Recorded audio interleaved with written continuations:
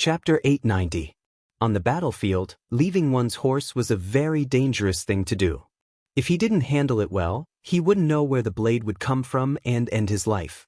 But at this time, in order to fulfill his dream, he couldn't care less. The two enemy riders were getting closer and closer. Huhelu could already see the murderous eyes behind the black cloth. But at this time, Huhelu suddenly jumped into the air. Then he turned around and slashed at the back of the head of the unprepared elite Tatar rider. The pincer attack of the two elite Tatar riders was blocked because of Huhelu's sudden jump. Not only that, but the back of the head of one of the elite Tatar riders was cut. The sharp blade fell and half of the head was chopped off. Blood flowed out and the elite Tatar rider fell from his horse. Half of his head fell to the ground. He couldn't be more dead. Finally, he killed another person. Huhelu had completed the mission of killing 3 enemies. Naturally, he was extremely excited in his heart. However, before he could cheer, he had already fallen from midair. Unfortunately, he sprained his ankle, and a heart-wrenching pain drilled into his body from his ankle. With his foot sprained, he could no longer stand. At this time, the elite Tatar riders on the other side had already moved their horses and rushed towards him. On one side was a person who borrowed the momentum of the horse to rush forward. On the other side was an injured soldier who was half kneeling on the ground. The result was self-evident. This scene also deeply attracted the attention of the scouts who were observing the battlefield. They were ordered by Yang Chendong to observe the results of the battle. In order to be able to see everything more clearly, they didn't want to lose any military merit. Hundreds of people had binoculars. Just now, Huhelu's performance was seen by several people. Seeing that the first warrior who killed 3 enemies had finally appeared, they didn't have time to cheer. Seeing that this person was about to be in danger, everyone held their breath and held their breath. Half kneeling on the ground, Huhelu saw the killing move in front of him. He didn't know where he got the strength from, but he suddenly dashed forward and rushed under the warhorse of the elite Tatar cavalry. He then brandished his saber and chopped off the rear hooves of the warhorse. The warhorse that was galloping at high speed also fell to the ground with a plop. The elite Tatar cavalry also fell to the ground together with it. It was a very disgraceful scene of a dog eating feces. After chopping off the warhorse's hind leg, Huhelu did not stop there. Instead, he turned around and crawled forward.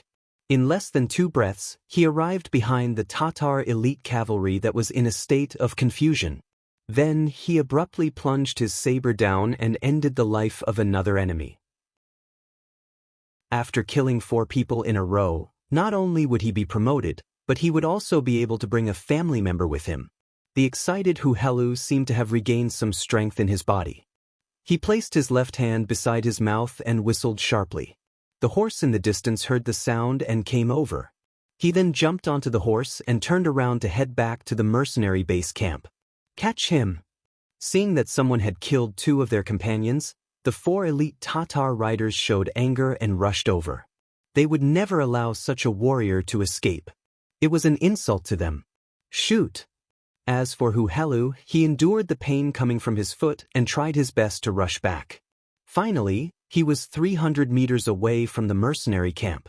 4 gunshots rang out and hit the feet of the 4 elite Tatar cavalry who wanted to rush over.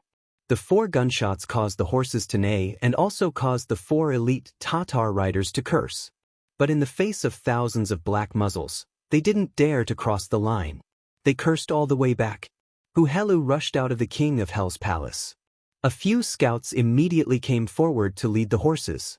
The medics who had been waiting for a long time also came forward to check the injuries. Another scout in charge of registration ran to Yang Chendong and saluted. 6th young master, this person killed 4 enemies and returned safely. In the midst of the silence, cheers suddenly rang out. Finally, someone had passed the test. While everyone was celebrating for him, they were also cheering for themselves. Since one person could do it, there would be a second person who could do it. Yang Chendong patted the back of the chair and stood up. When he noticed that everyone's eyes were focused on him, he took the information in his hand and looked at it. He then announced loudly, Huhelu killed 4 elite Tatar riders on the battlefield. His military service is outstanding and he is the first soldier of the 1st Cavalry Division. He will be promoted and from now on, he is a member of the Han. At the same time, he has the right to promote a family member. Everyone congratulate him. After speaking, Yang Chendong took the lead and clapped his hands. The applause immediately became continuous. Many excited Mongol soldiers from the Gobi Desert shouted, "Long live the Heavenly Khan! Long live the Heavenly Khan!" Suddenly, the cheers came one after another. Hu Helu, who was supported to stand up, also had tears of excitement in his eyes. He finally achieved his dream. At this moment, he felt that his feet didn't hurt anymore. When the cheers came out, it attracted the attention of the Tatar army. They didn't understand. The other side lost again. What was there to cheer about? Could it be that more of them had escaped from this battle? Looking at the battle report, killing 1,300 enemies and losing 54 cavalry, Tu'a shook his head. Then he said with certainty, "While there is still time, continue to send people to fight. This Khan wants to see how long they can last." The third battle soon began. Compared to the previous battle, the Mongol soldiers from the Gobi Desert were sent out this time. However, their morale was much higher. This battle lasted until dusk. And in this battle, there were 2 more brave warriors who managed to kill 3 enemies. Yang Chendong also promoted them in front of everyone and announced that they would join the world's 1st Cavalry Division that would be established soon, becoming glorious warriors. 3 battles in a day. The first battle took 4 hours. The second battle took slightly more than 4 hours. The third battle took almost 4 hours. They killed more than 100 enemies and lost more than 3,000 men. Just from this point alone, the mercenaries were the ones who lost. However, for some reason, the mercenaries' morale didn't drop. Instead, it rose. Other than those who had lost the battle and were seriously injured, the others were filled with energy. They wanted to perform well on the battlefield. In the headquarters of the new division, Commander Tiger, Main and Deputy Commander Shibi had just finished patrolling the troops and made arrangements for the night watch. They went back to their tent to wash their faces and prepare to sleep. After wiping his face with a towel, Commander Tiger, Main couldn't help but sigh. He said, "Today's losses are quite big." Shibi, who was at the side, chuckled. "What are you laughing at?" Shibi's laughter made Tiger, Main feel a little confused. "Nothing. I just want to ask Commander if you are worried that we can't bear the losses. Also, when it's our new army's turn, will we suffer the same loss?" "That's right. Is this not worth worrying about? You saw it today. The elite Tatar cavalry is indeed fierce. They are very good at horse riding and their individual qualities are also very high. They also know how to cooperate in battle. To be honest, if the same number of troops were to fight them head-on, I'm afraid that other than the heavy cavalry regiment, no other troops would have an advantage. Shouldn't this be worrying?" Facing Tiger, Main's question, Shibi nodded with a serious expression. But then he shook his head. "Commander, don't worry. Although the elite Tatar cavalry is strong, the soldiers of our new division are not to be trifled with. If we really fight, we won't be at a disadvantage by relying on our arrow point formation and the 3x3 formation. Besides, the 6th young master isn't worried. What do we have to worry about? From a certain point of view, this is indeed a way to improve our fighting strength. As long as they are not killed, even if they escape, they will gain a lot of fighting experience. Besides, didn't the 6th young master say that during the meeting at night? Those who escape will be given a chance. As long as they have the courage, they will have the chance to fight again in the future. That way, the morale will not drop and the army will be easy to control. There is nothing to worry about." Tiger, Main understood what Shibi said. But what he didn't understand was why they had to fight with the most barbaric and primitive cold weapons when they clearly had guns and cannons. By doing so, they would inevitably lose some strength. Was it really worth it just to train the soldiers? Considering that the 6th young master had said more than once that Shibi was very smart, and most importantly, he could see the big picture. She could learn a lot by staying with him. Tiger, Main leaned in front of Shibi. "Deputy Commander, have you already seen through the mystery? Come, tell me. Looking at Tiger Mane's eager eyes, Shibi didn't dare to hide anything. He nodded and said, "Well, since Commander wants to know, then I will tell you. It's just a casual remark. If I'm wrong, please don't blame me." No, it's just the two of us here. Just treat it as a casual conversation and say whatever comes to mind. Tiger Mane waved his hand and sat down opposite Shibi with a smile. He even took the initiative to pour a cup of hot tea for Shibi. Shibi quickly got up and took the teacup. Then he gently put it down. After organizing his words, he said, "Commander, the sixth young master has talked more than once about the art of elite soldiers. In fact, I think it is very necessary. Think about it, if there are too many troops, it might seem very powerful, but the cost is also very high. Especially when we mercenaries are treated so well, the amount of money we need to spend every day is a large amount. Only the sixth young master has such strong financial resources. If it were other people, I'm afraid they wouldn't be able to last a day."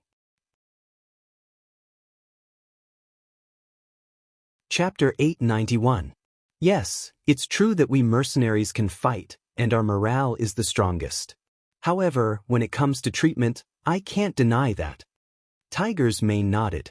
This was also why he admired Yang Chendong. With money, he would not forget to give his brothers as much benefits as possible.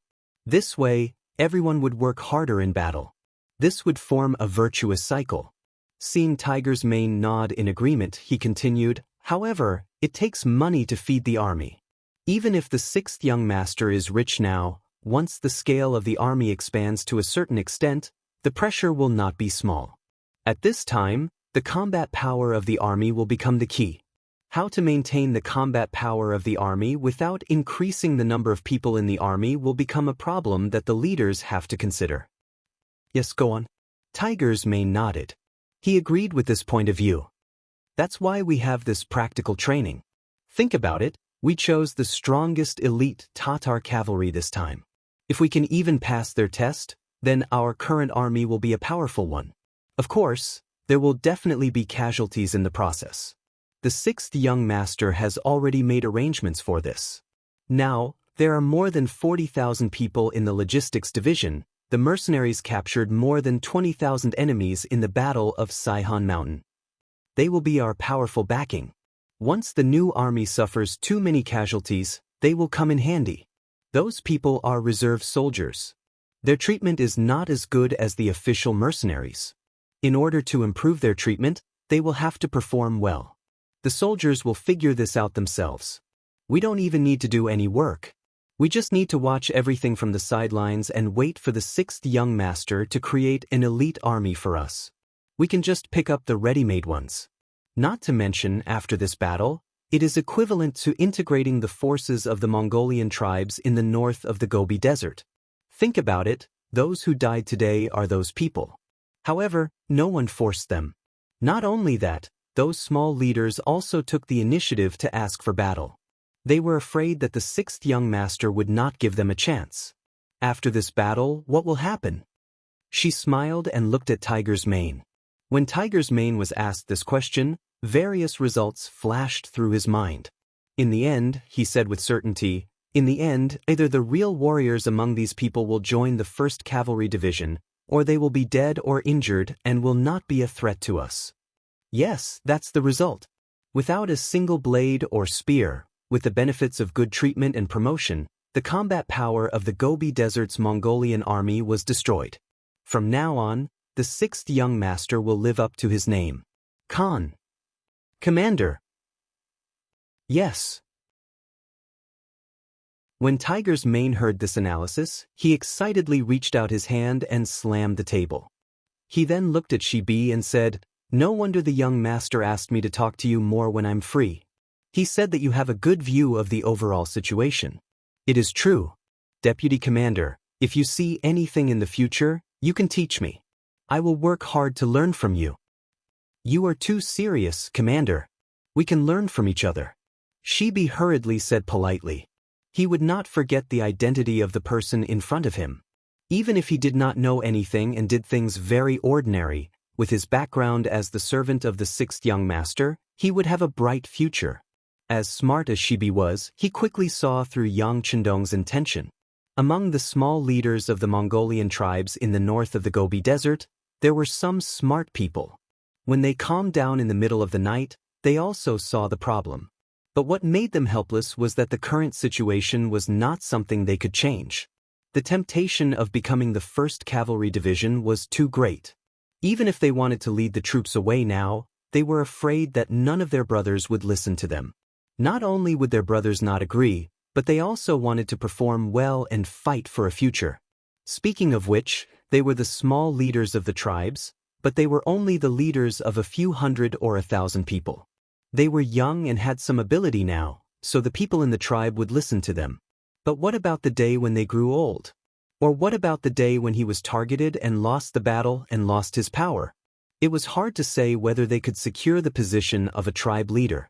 In contrast, the position of a mercenary was really stable.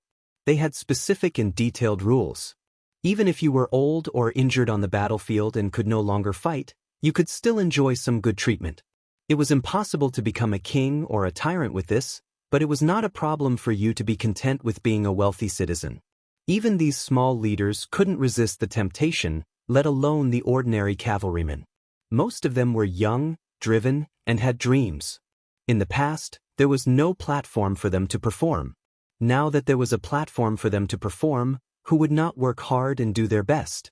That night, many people were too excited to sleep. The next morning, after breakfast, the battle began again. Compared to yesterday, the Mongolian soldiers of Mo Bay performed better. Not only did they die less, but they also killed more enemies. In one day, they fought 3 battles. Compared to yesterday, only 3 people passed. Today, there were 23 people who passed the test. Among them, 4 of them killed 4 enemies and retreated safely. One by one, Yang Chendong sent the orders to the soldiers who were about to become the world's #1 cavalry division. This scene greatly stimulated everyone. Even the Mongol soldiers who had retreated from the battlefield requested to fight again, wanting to give it their all. Yang Chendong agreed to these people's requests, but he still decided to let everyone go through the first round before thinking about the second round. Otherwise, if all the training was used on the Mongolian soldiers of Mo Bay, the new soldiers would complain and say it was unfair. The battle continued. Unexpectedly, it lasted for a month. During that time, there were 2 heavy rains and 4 or 5 drizzles. But it did not stop the battle from continuing. At this moment, both the mercenaries and the Tatar army seemed to be exhausted. No one wanted to retreat. Everyone wanted to see who would be the first to give up. Maybe then, the winner would appear. In a month's time, all the warriors who could fight had fought several times. Some of the elite Tatar cavalry had fought more than 7 or 8 times. Their number had increased from 30,000 to 10,000, and many of them were injured. As for the mercenaries, their losses were not small. 30,000 of their 50,000 soldiers were killed or injured. This was because Yuan Heping had set up a hospital near the battlefield to ensure that the injured soldiers could receive good treatment and recover quickly as long as their injuries were not too serious. Of course, after a month, the results were very significant. The prototype of the world's #1 cavalry division had been formed. More than 5,000 people had passed the assessment. The best performance was the Tatar division commander Su He and the old student Tian who had studied in the Yang family academy. The 2 of them had killed 9 enemies at once. This was a record that no one else could break. Su He could be considered a general. He used to be a member of the Tatar army. He was regarded as one of Agar Dorji's most trusted subordinates. After joining the mercenaries, his performance had been good. He was promoted from a commander to a division commander. He had killed his way through mountains of knives and seas of fire. His achievements were not surprising. Who was Tianhu? In the past, he was not a well-known figure. It was even said that he had only started to train his equestrian skills recently. It had not even been half a year, but he had created such a record.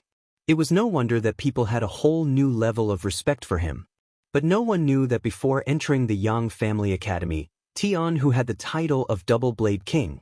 He was the disciple of the previous generation's Double Blade King. His speed was very fast. No one knew where he put his second blade and when he would strike. It was not an exaggeration to say that he appeared and disappeared like a ghost. Yang Chendong had once carefully observed how Tian Hu killed his enemies. The speed at which he struck with his saber was extremely fast. Often, when the two met, his opponent would not even have time to react before Tian Hu had already retracted his saber. When he met someone who was difficult to deal with, Tian Hu's second saber would strike at an even more tricky angle. It was precisely because of this speed and strangeness that he finally obtained the result of killing 9 people in one battle. Hence, Tian Hu was also known as the double saber Tian Hu. And this was not his limit. Once his equestrian skills reached a certain level, his ability would continue to improve. Other than these two, there were many other people who performed well. For example, the Tatar Division's 1st Battalion commander, Te Mu. He killed 6 people in one battle. This tiger general, who had been subdued by Yang Chendong in Narcissus Town, had finally grown up. There was also Fan Yuhai's former confidant, Lu Duo, who had killed 6 elite Tatar cavalrymen in one battle. Lu Duo had followed Fan Yuhai for a long time and was even used as a trusted aide. In the decisive battle on the battlefield west of the Waterhorse River, Fan Yuhai was defeated and captured alive. Because Lu Duo was a talent, Yang Chendong kept him alive. This person had once thought of avenging Fan Yuhai. But when he truly integrated into the mercenary camp and was guided by Yang Chendong several times, his mentality underwent a huge change. After seeing the difference between his former master and the one he was about to serve, his heroic spirit was stimulated. With such a wise master, he always felt that if he could not make a name for himself, then he would be letting down his good skills. He immediately signed up to join the battle against the elite Tatar cavalry.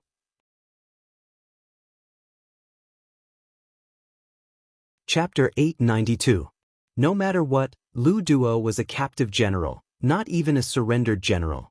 Whether he had the qualifications or not was finally reported to Yang Chendong.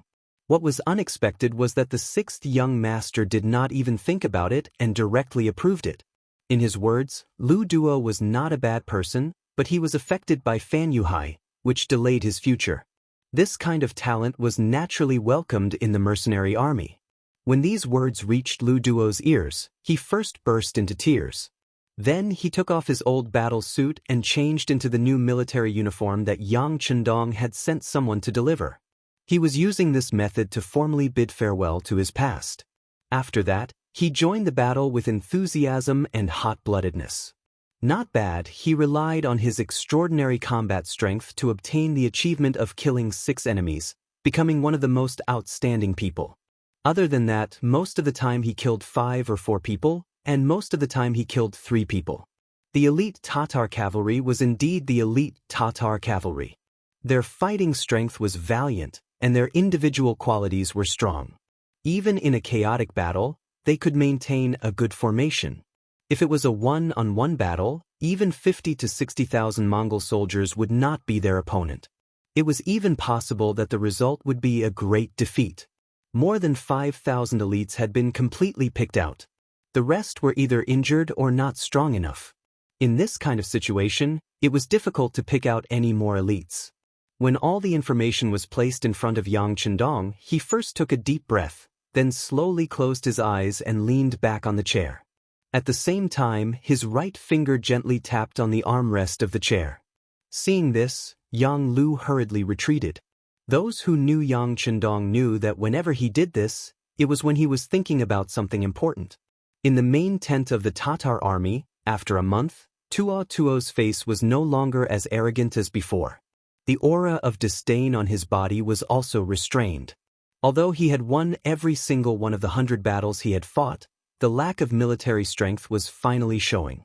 He wasn't like Yang Chendong, who had 20,000 allies from the Mongol tribes and didn't have a logistics division with 40,000 troops as backup. He only had 30,000 elite cavalry, and after a month of fighting, he was starting to show signs of exhaustion. The remaining 10,000 elite cavalry were no longer as valiant as before due to the continuous battles over the past few days. Most of them were injured, and they could not even use 70% of their original strength. If this continued, It would not be long before they were completely annihilated. Although he did not want to admit it, it was the truth. It was not something that would not exist just because he did not want to admit it. Thinking about how he had come with great ambition and had lost so many soldiers, he looked coldly at Meng Ku and Hu Bo and said, "You two, tell me, are we going to continue fighting? We can't. If we continue like this, we're going to lose everything. These mercenaries are just using us as whetstones to train their troops." Hu Bo was waiting for Tuo's words to finish as she spoke with a tearful tone. At the start, they had not seen through the intentions of the mercenaries. They had only thought that if they continued like this, the mercenaries would not have enough manpower. Even if they had reinforcements, after losing so many battles, their morale would be at an all-time low. As such, it was time for them to retaliate. Once an army lost their morale, even if they had advanced weapons like guns and cannons, they would not be able to display their full strength. As such, not only would they be able to defeat the mercenaries, but they would also be able to use these weapons for themselves. If that was the case, the Tatar cavalry would be able to quickly regain their former glory. This was also the reason why they continued to play along with Yang Chendong even though they knew that such a battle wasn't suitable for the 30,000 elite cavalry who were used to charging with the whole army. However, later on, they discovered that some of the mercenaries were people that they had fought before, and these people would kill them whenever they had the chance. When the situation turned bad, they would retreat. Only then did they realize that these people were just using them as practice. In the later stages of the battle, they could even see some of the mercenaries holding swords and shields, and they looked quite decent. They were clearly imitating them. Reality proved that these people were not only doing this, but the results were also quite good. In the past, they could kill 1,500 enemies in a single battle. At the very least, they could kill 12-23 enemies. But now, they could only kill a few hundred enemies in a single battle. Sometimes, they could only kill 200 or 300 enemies. Then, they would turn around and retreat. However, they would have to pay the price of over 100 people. The enemy was constantly getting stronger, while they were exhausted and did not have enough soldiers to exchange. Their battle strength was decreasing. Under this situation, they no longer had the upper hand. If they continued to fight, it would not be long before they would be the ones running away. Hu Bo no longer wanted to fight and instead advocated for a retreat. Even Menk, who had always been fond of fighting, did not say anything. However, he did not take the initiative to fight, which made his decision clear. Seeing that his two subordinates did not want to continue fighting, Tuochuo Buhua could only sigh and say, "Then let's retreat. Let's do it this way. Let everyone pack up. We'll retreat in the middle of the night." This Yang Chendong is too cunning. If he finds out that we're retreating, I don't know what he'll do. Hu Bo had fought with Yang Chendong more than once, so she had some understanding of him. After hearing these words, she immediately nodded. Yes, the Great Khan is right. This person is extremely cunning. Even if we want to retreat, we cannot let them see it. Actually, the main reason he had summoned the two generals was to discuss the matter of retreating. He had suddenly decided to retreat tonight so that the news would not spread and the mercenaries would not have time to prepare. The two generals walked out of the Great Khan's tent and gave the order to prepare for the retreat. In addition to the 10,000 ordinary cavalry that had not been used, there were 20,000 men.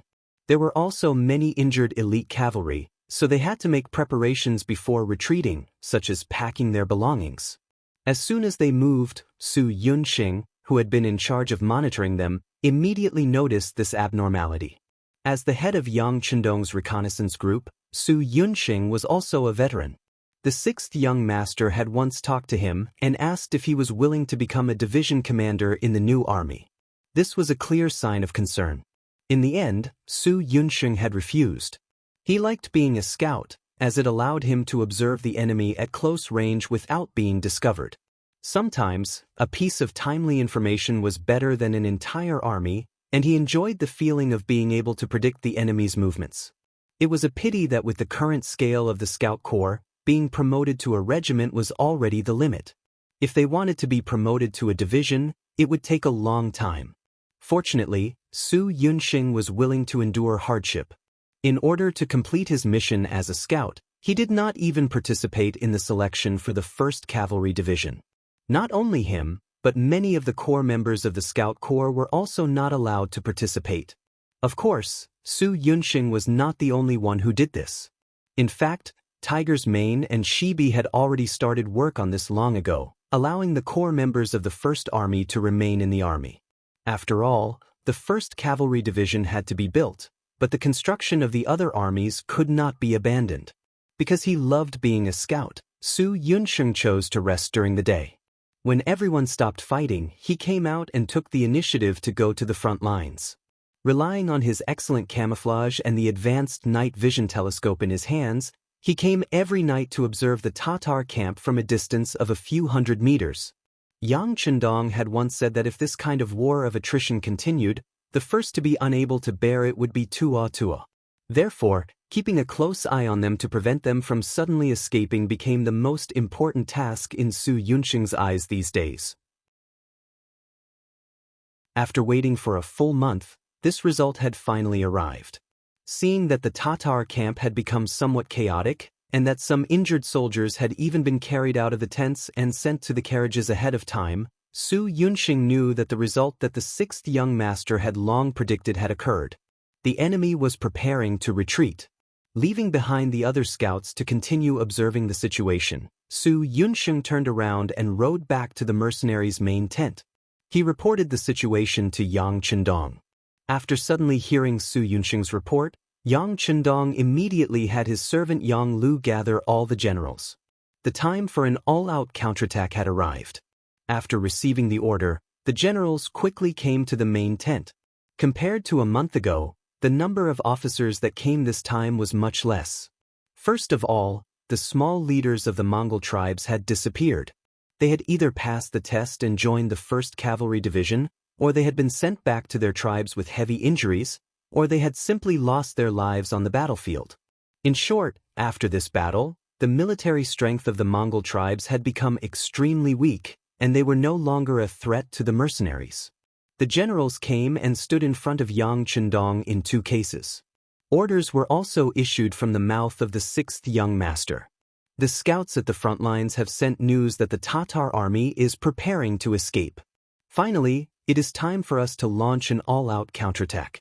I believe that everyone must have been holding back in their hearts, and now is the time for everyone to release and vent.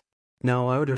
The ferocious Tiger Regiment, Heavy Cavalry Regiment and the 1st Cavalry Division will form a joint force and charge forward. We must break through the enemy's camp in one blow. The Light Cavalry Regiment and the Scouts Regiment will follow closely to the left and right of the army and protect the flanks while holding back the enemy. There are still 20,000 enemies left, and we must think of a way to destroy them. At the very least, we must destroy their main force. From now on, there will be no more Tatar tribes on the grasslands. Does everyone have the confidence? Yang Chendong looked at the generals and asked with a resolute expression.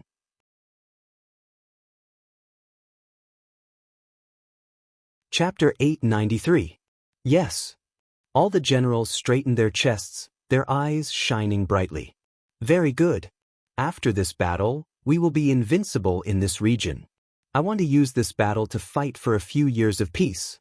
Also, the commander of the 1st Cavalry Division will be chosen through this battle. Suhi Tianhu, you two have to work hard. Yang Chendong's voice was loud and clear as he made the final mobilization before the battle.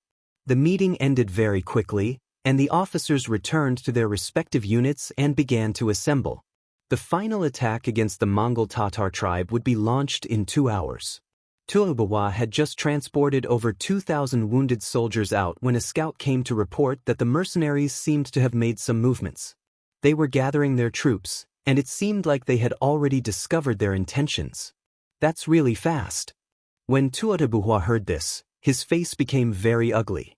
He knew that a final battle was unavoidable, but he did not expect it to happen at this time. It must be said that this loyal duke really knew how to pick a time. Give the order. 10,000 cavalry will stay behind to block the enemy. No matter what, they must hold on for 3 hours. When the sun rises, they can retreat. The other 8,000 cavalry will retreat with me. As long as we are here, the Tatar tribe will not fall. Tua Buhua immediately made a decision, and his determination to retreat did not waver. As long as he retreated this time, with the strength of his family, he would one day rise again. At that time, he would definitely take revenge for today's enmity. Although the 10,000 ordinary Tatar cavalry did not want to retreat, they did not have any other choice. The matter was temporarily settled like this. Those who should retreat retreated, and those who should prepare prepared. It must be said that this arrangement was not wrong, but Tua Buhua had overestimated the 10,000 cavalry he had left behind. He had also underestimated the strength of the enemy. This time, Yang Chendong had sent out all the elite troops. Whether it was the ferocious Tiger Regiment, the Heavy Cavalry Regiment, or the newly formed 1st Cavalry Division, they all had extraordinary fighting strength. One cavalry could even be used as a few people. In the face of such a powerful force, not to mention 10,000 ordinary Tatar cavalry, even 10,000 elite Tatar cavalry would not be able to stop them. When the three main forces of the mercenaries appeared in front of the Tatar army, they were like a tornado. First, there was the sound of gunfire, riddling the formation of the Tatar cavalry with holes. Then, the Heavy Cavalry Regiment appeared. They used their 3-meter-long broadswords to sweep through the army, taking away the heads of many enemy cavalry. The last to appear was the world's 1st Cavalry Division. When the 1st Cavalry Division appeared, they fully demonstrated what it meant to be unstoppable and unstoppable. Wherever they passed, the only sounds that could be heard were the howls of the Tatar cavalry and the sounds of weapons being thrown to the ground in surrender. There was nothing to be done.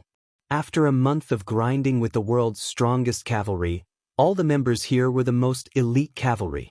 Their fighting strength was extraordinary, and their strength was terrifying. They were even stronger than the previous Tatar cavalry. How could these ordinary cavalry stop them? The 10,000 enemy cavalry that was supposed to resist for 6 hours and hold out until dawn did not even last for 2 hours. The Tatar cavalry was completely defeated. They were either killed in battle or taken captive. The three armies did not have the slightest intention of stopping for the kneeling Tatar cavalry. They continued to rush forward, leaving them for the new army to clean up the battlefield. What they needed to do was to catch up with Tua Buhua and leave his life on this grassland. When the news of the 10,000 cavalry being defeated reached the ears of Tua Buhua, who was retreating, he actually thought that he was hallucinating. In the past, he had won every time with 2,000 against 2,000. Now that he had sent 10,000 cavalry, how could they be defeated so quickly? Although ordinary cavalry could not compare to elite cavalry, even if there were 10,000 pigs, they would not be able to catch all of them in 2 hours. The situation was very dangerous. Once the mercenaries caught up to them, they would be no match for them with their low morale. It was not impossible for them to be completely wiped out. Totobua's gaze fell on Hubo and Mek.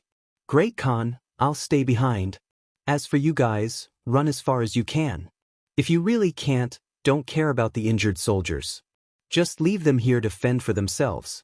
I only hope that the Great Khan will be safe. There is still hope for our tribe." Hubo knew that there was no time and made the decision to die to stop the enemy. He had lost many battles in the past, but the Great Khan did not punish him. Just because of this, he would repay the Great Khan with his life. Tua Buhua was a person of great importance and knew that this was not the time to be pretentious. He reached out and patted Hubo's shoulder. "Okay, you take care too. I'll leave you 5,000 elite cavalry. No matter what, you have to stop the enemy." "Great Khan, 5,000 is too much. Just leave 2,000 for me." Hubo still wanted to decline. He was very clear that there were only 8,000 elite cavalry left. If he left 5,000 to himself, the Khan's forces would be too weak. If they encountered any danger, they would not even have the ability to protect themselves. No, 5,000 elite cavalry is not much at all.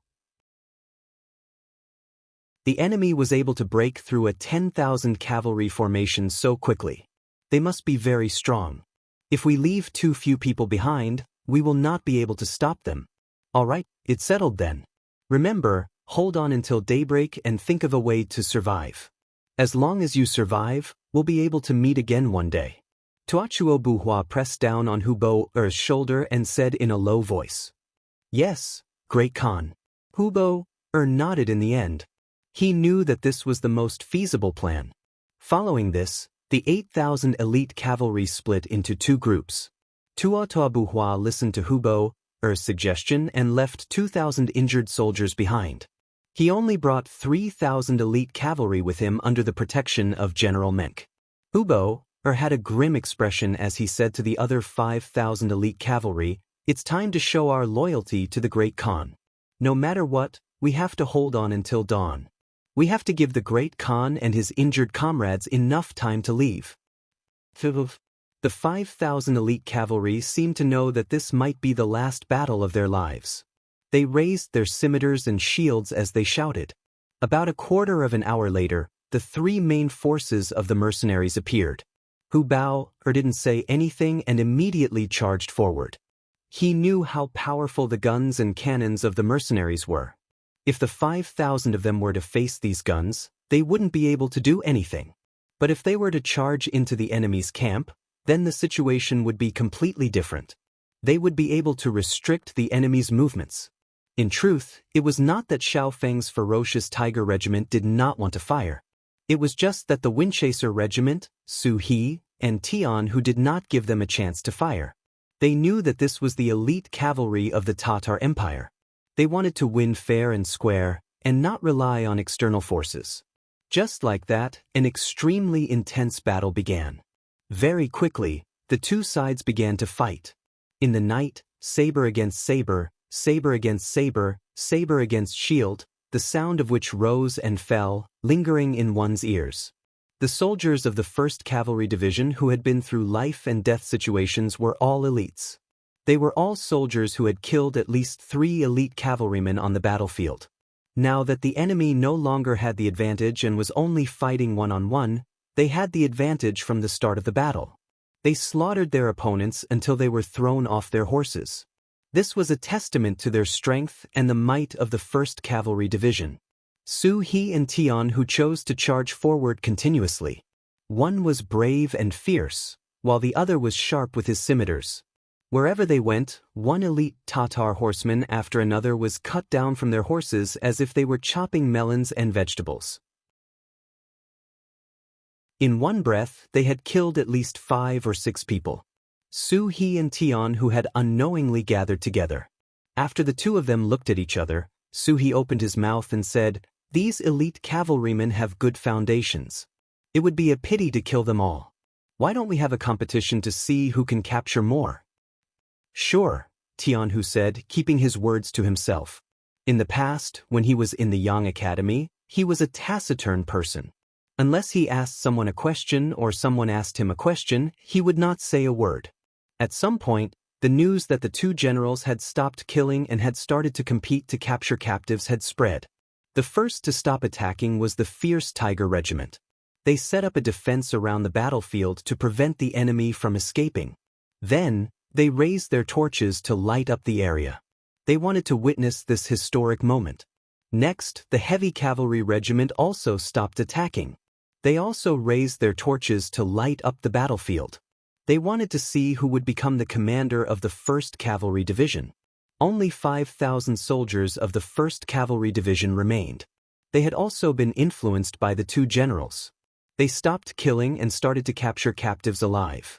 After a round of fighting, only 2,000 of Hubo Er's 5,000 elite cavalrymen were left. They were already prepared to fight to the death, but when they saw that the other party had suddenly stopped and changed from a murderous aura to wanting to capture them, they were all infuriated. A soldier could be killed but not humiliated. This kind of action was looking down on them and completely infuriated them. Under the lead of Hubo, the 2,000 elite cavalrymen began to counterattack again and again. They were inferior, so what if they had a lot of blood? Facing the cavalry of the 1st Cavalry Division, who were even stronger than them, even though they attacked like crazy, the results were not good. Not only were they unable to do anything to their opponents, but they also expended their energy faster. In the end, most of them were captured. Only Hubo and less than 20 cavalrymen were left. On the side of the mercenaries, only Su He and Tian Hu were left.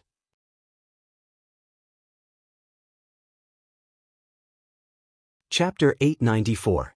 If it was in the past, it would have been impossible for the two of them to defeat 20 Tatar cavalrymen. But now, the 21 cavalrymen, including Hubo, had expended a great deal of energy and were panting heavily. They had turned the impossible into possible. Let's settle this once and for all. Su He glanced at Tian Hu, his voice carrying a clear challenge. Okay. Tian Hu was still a man of few words. After he finished speaking, he suddenly rushed forward and chopped at the head of one of the elite Tatar cavalrymen, forcing the cavalryman to raise his blade to block. Using this opportunity, he slashed out with his second blade. The back of the blade smashed into the cavalryman's back. With a heavy blow, the cavalryman's mouth spilled out and he fell from his horse, heavily injured. In one round, they captured another man. Below them, some warriors had already run over and tied up the injured Tatar rider who had fallen off his horse. When Su He saw this scene, he couldn't help but praise in his heart. Although this Tian Hu didn't like to talk much and gave people the impression that he was very boring, his skills were truly impressive. Although they hadn't fought before, Su He had a feeling that if they fought one-on-one, he would be the one to lose. Since Tian Hu had moved, Su He didn't hold back either. He galloped towards the nearest cavalryman and used the momentum of his horse to slash out with his blade, colliding with the cavalryman's strength. When the first attack failed, he followed it up with another attack and another attack at the same location. The three attacks all landed on the cavalryman's scimitar. The powerful force made it so that the cavalryman couldn't hold his blade. The scimitar fell, and Su He's blade came down again, hitting the cavalryman's chest and knocking him off his horse. Although they were both captured, Tian Hu only used 1 round and 2 blades. Su He had indeed used 3 rounds and slashed out 4 times. Just from this point alone, it was clear that the two were stronger. The two didn't stop attacking. Every now and then, a Tatar cavalryman would fall from his horse. They were really too tired, and the ones that came were 2 battle generals with great strength. They barely managed to block a few moves before falling off their horses and becoming captives. In just 15 minutes, only 3 people were left: Su He, Tian Hu, and Hubei. Hubo hadn't participated in the battle just now. Firstly, he disdained to attack together with others, and secondly, he needed time to recover his strength. Right now, it was a 1 versus 2 situation, and there were no other companions by his side. With a howl, Hubo unleashed a ferocious attack. With a curved blade and a round shield, he was able to fight 1 versus 2, resulting in a stalemate. Although Hubo had lost to Yang Chendong several times in a row in terms of commanding, this did not prove that there was a problem with his intelligence. Who hadn't lost in front of Yang Chendong? Who had truly won before? If Hubo was really so useless, why would the Great Khan use him again and again? Not only that, Hubo had some talent in commanding, and his individual battle prowess was also extraordinary. He had fought against Su He and Tian Hu for more than 30 rounds without losing. He was still full of energy, his blade constantly moving as he unleashed ferocious attacks. Su He and Tian Hu were constantly retreating. Only when the opportunity was right would they take the initiative to attack and find the opponent's weakness. They could see that Hubo was just going all out before his death. As long as they could hold on for a while, the opponent would be completely exhausted and lose. Their estimates were not wrong. Although he had rested for a while, his body had not fully recovered. This attack was just his final performance. From the 40th round onwards, his blade's speed had clearly decreased. At this moment, Su He made his move. He continued to exchange blows with Hubo, pushing him back step by step.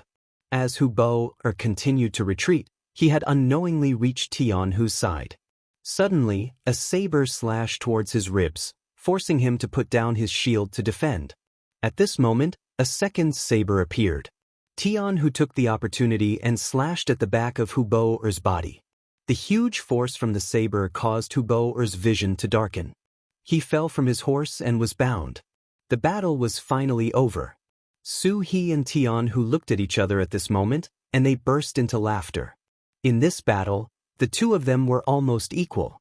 In the end, it was still up to the 6th young master to decide who would be the commander of the 1st Cavalry Division. The sky finally brightened.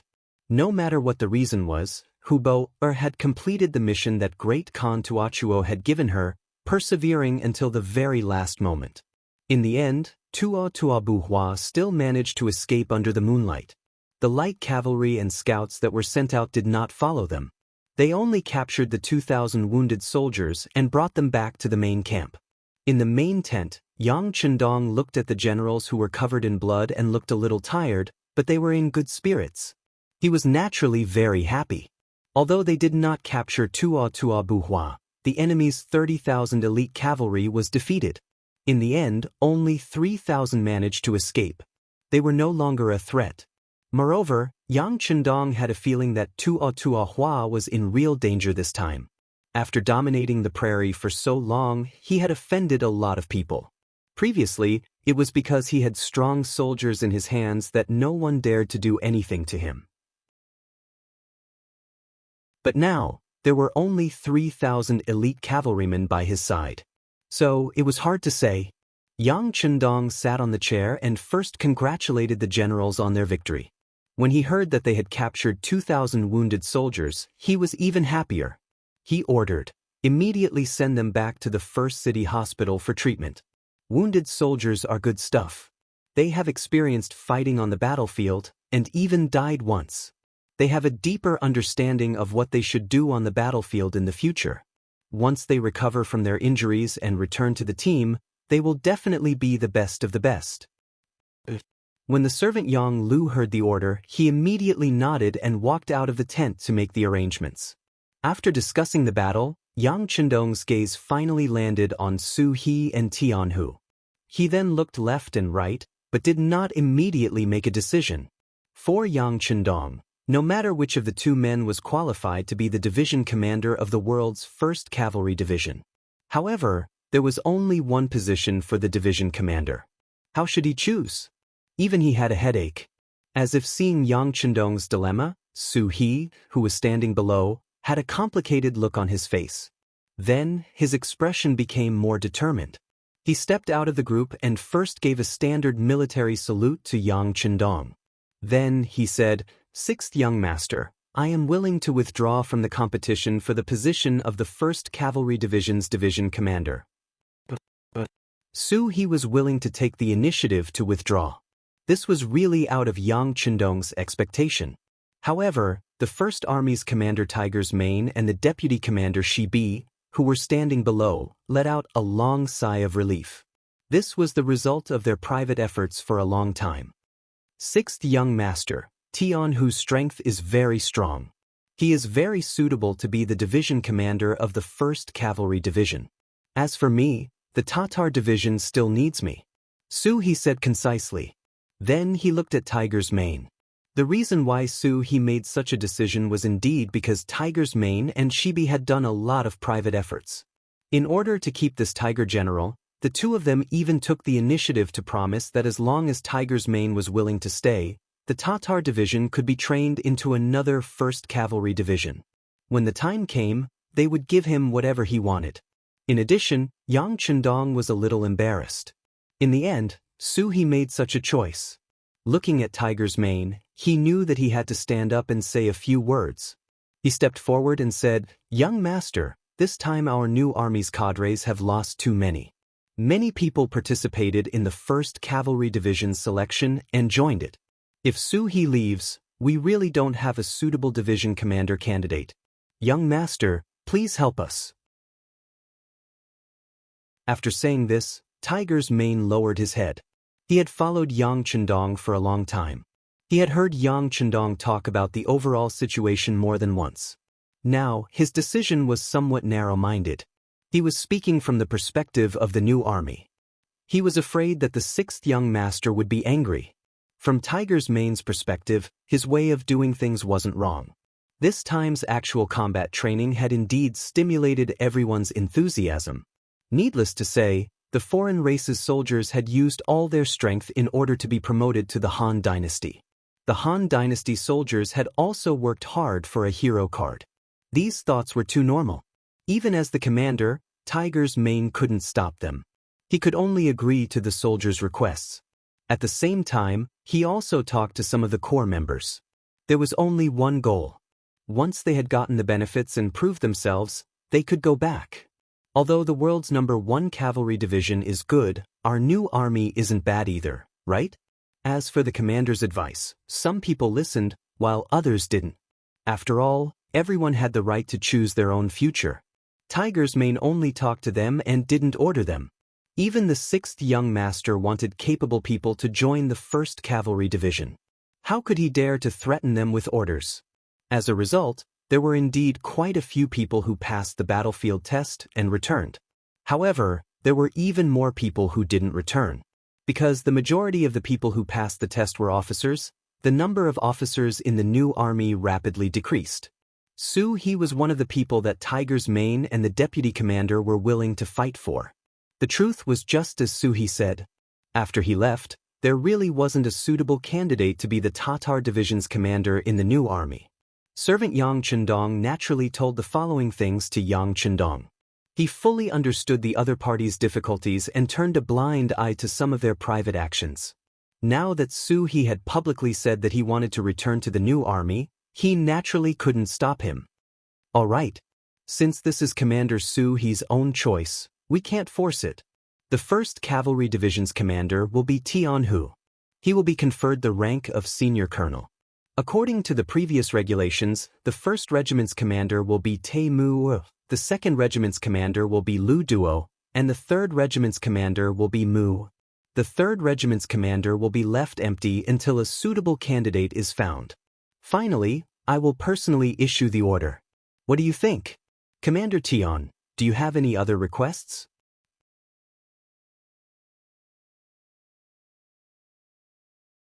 Chapter 895. Yang Chendong began to set up the framework of the 1st Cavalry Division. After that, the specific work would be completed by Tian Hu and the 2 newly appointed regimental commanders. Tian Hu, who had been called out, knew that he was going to be the 1st commander of the 1st Cavalry Division. Excitement finally appeared on his calm face. He suddenly knelt on the ground and raised his head to look at Yang Chendong. With a very respectful tone, he said, "Teacher, this student will definitely live up to your expectations."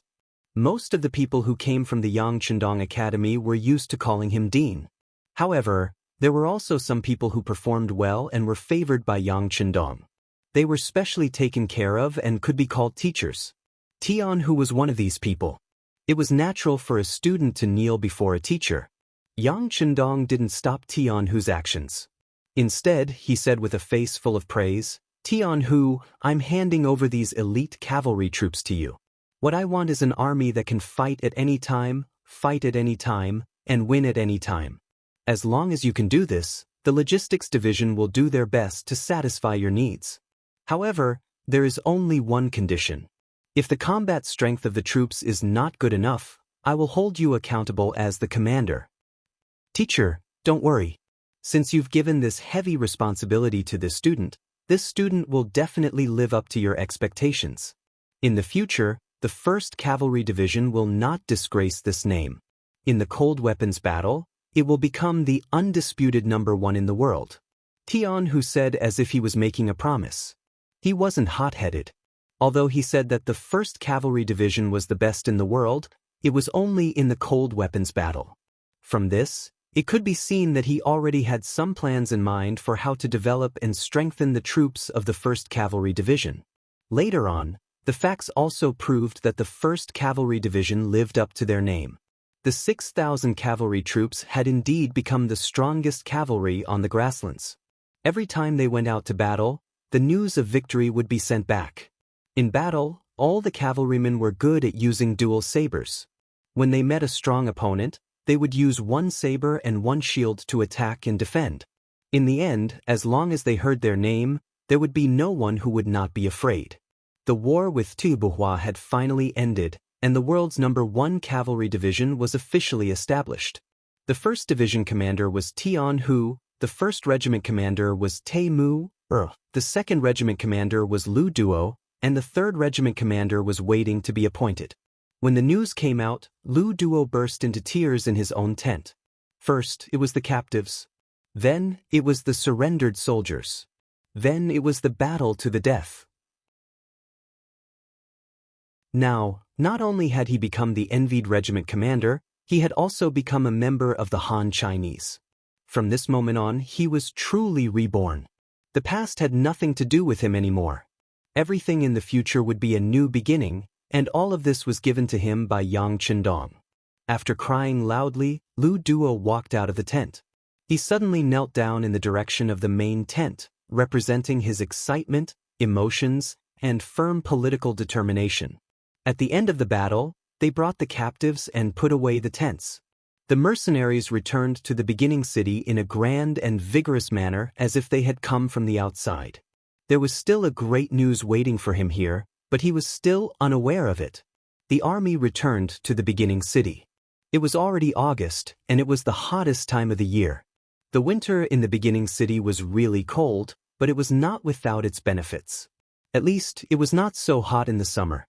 In the Yang residence, the news of the 6th young master's return had already spread. Immediately, there was a big cleaning. Water was splashed everywhere in the courtyard.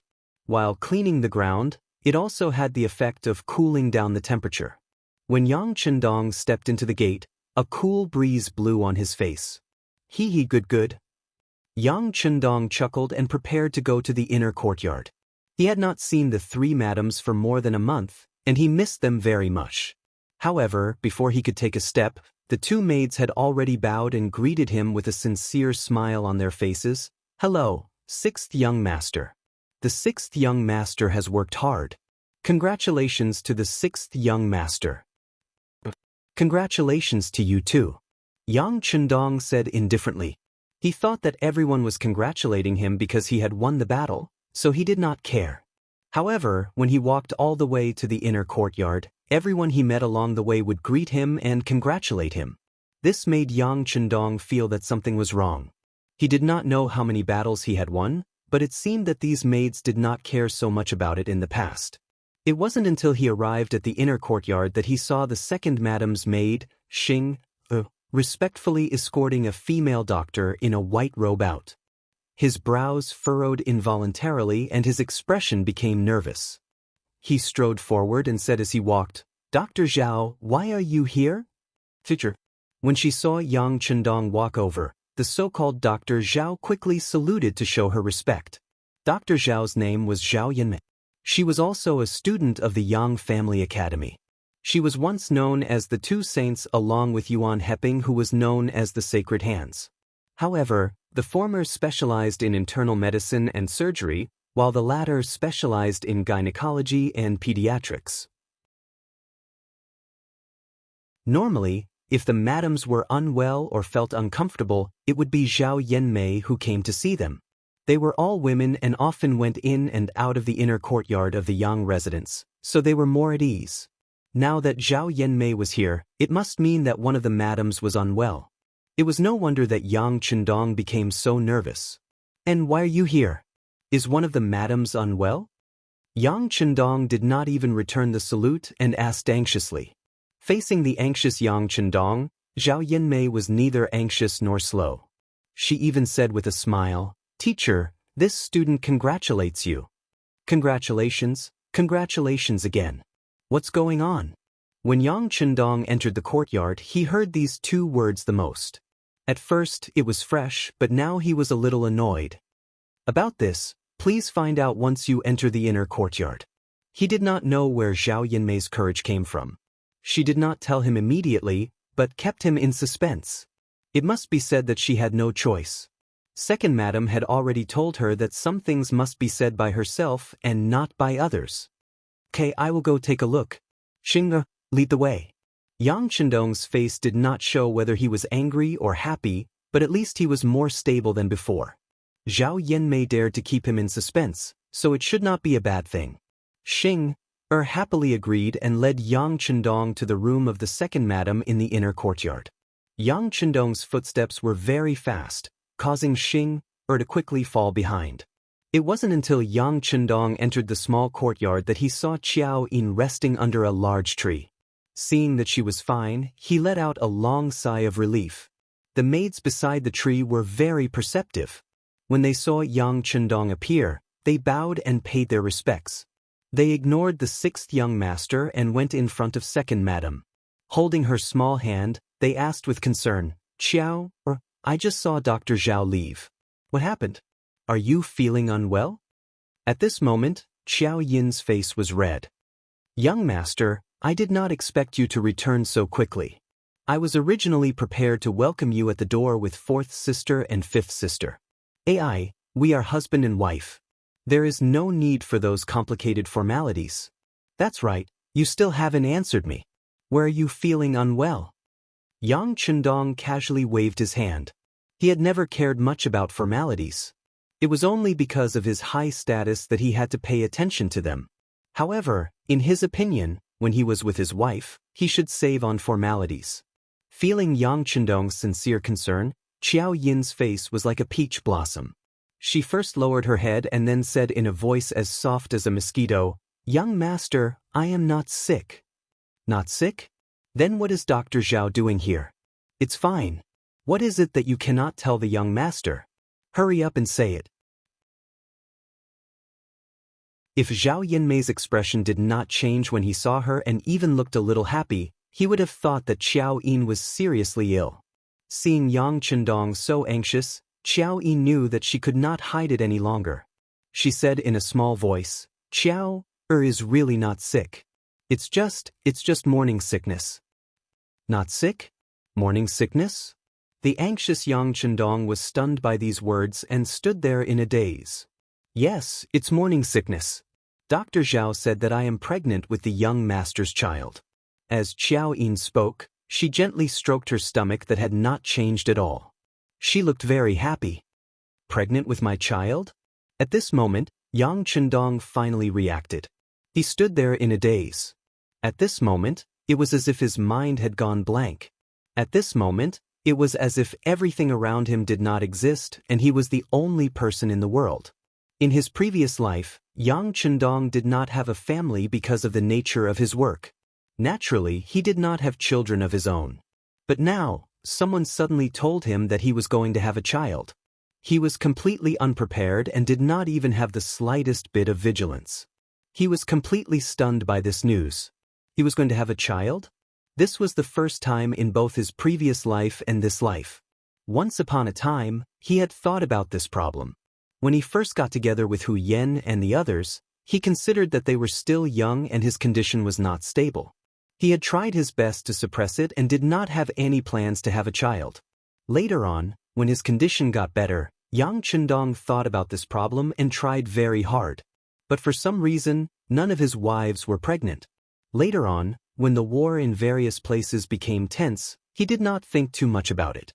He thought that when the situation was completely stable, he would check it out properly. But he did not expect that before he even did that, he was already pregnant. This was enough to prove that there was nothing wrong with him. There was nothing wrong with him.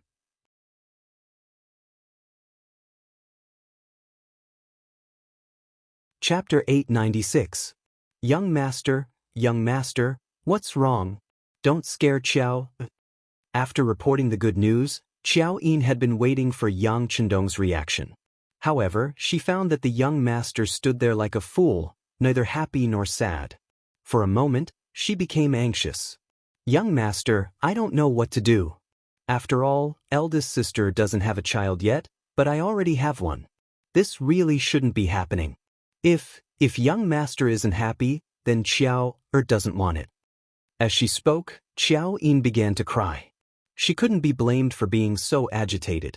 Hu Yen, as the legal wife, didn't have a child yet, but she, as a concubine, had a child first. This was not allowed in many large clans. In fact, in order to protect the position of the legal wife, whether or not she could keep the child was another matter. The crying Xiao Yin finally woke Yang Chendong from his fantasy.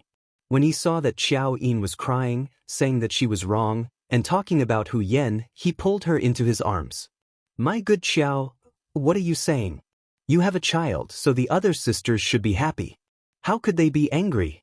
Moreover, they will have children in the future. There's nothing to be jealous about."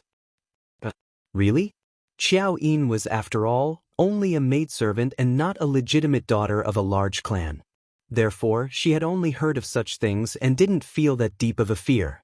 Now that she heard Yang Chendong say that there was no problem, then there was naturally no problem. She immediately laughed through her tears. It's true. It's truer than real gold and silver. Yang Chendong hugged Xiao Yin lightly and laughed foolishly. Alright, when did this happen? How long has it been? The last time the young master married little sister Tuoya. On the second night, didn't you come to my room and little sister Xianxia's room? Dr. Zhao said that the child is still young. Xiao Yin's face was full of happiness when she spoke of this. Yang Chendong was so happy that he could only nod his head continuously. When he was looking for the two madams, he had put in a lot of effort because he had found another sister for them. He felt a little guilty in his heart. He didn't expect that his hard work would really bear fruit. Good, very good. It was indeed wonderful. Xiao Yin's pregnancy was not only a joyous occasion for Yang Chendong, but also for all of Xianxia. As the ancients say, there are 3 ways to be unfilial, and having no descendants is the worst. Even the common people thought so, not to mention a large force like the Yang faction. It could be said that whether Yang Chendong had an heir or not was related to the foundation of the country. Yang Chendong was a good person in every way. He also enjoyed supreme power in Xianxia. However, he was criticized for not having an heir. After all, he didn't have a child. If something happened to him, what would happen to such a large system? Where would they go? Fortunately, Yang Chendong was still very young. He was only 24 years old now. They could still wait and see.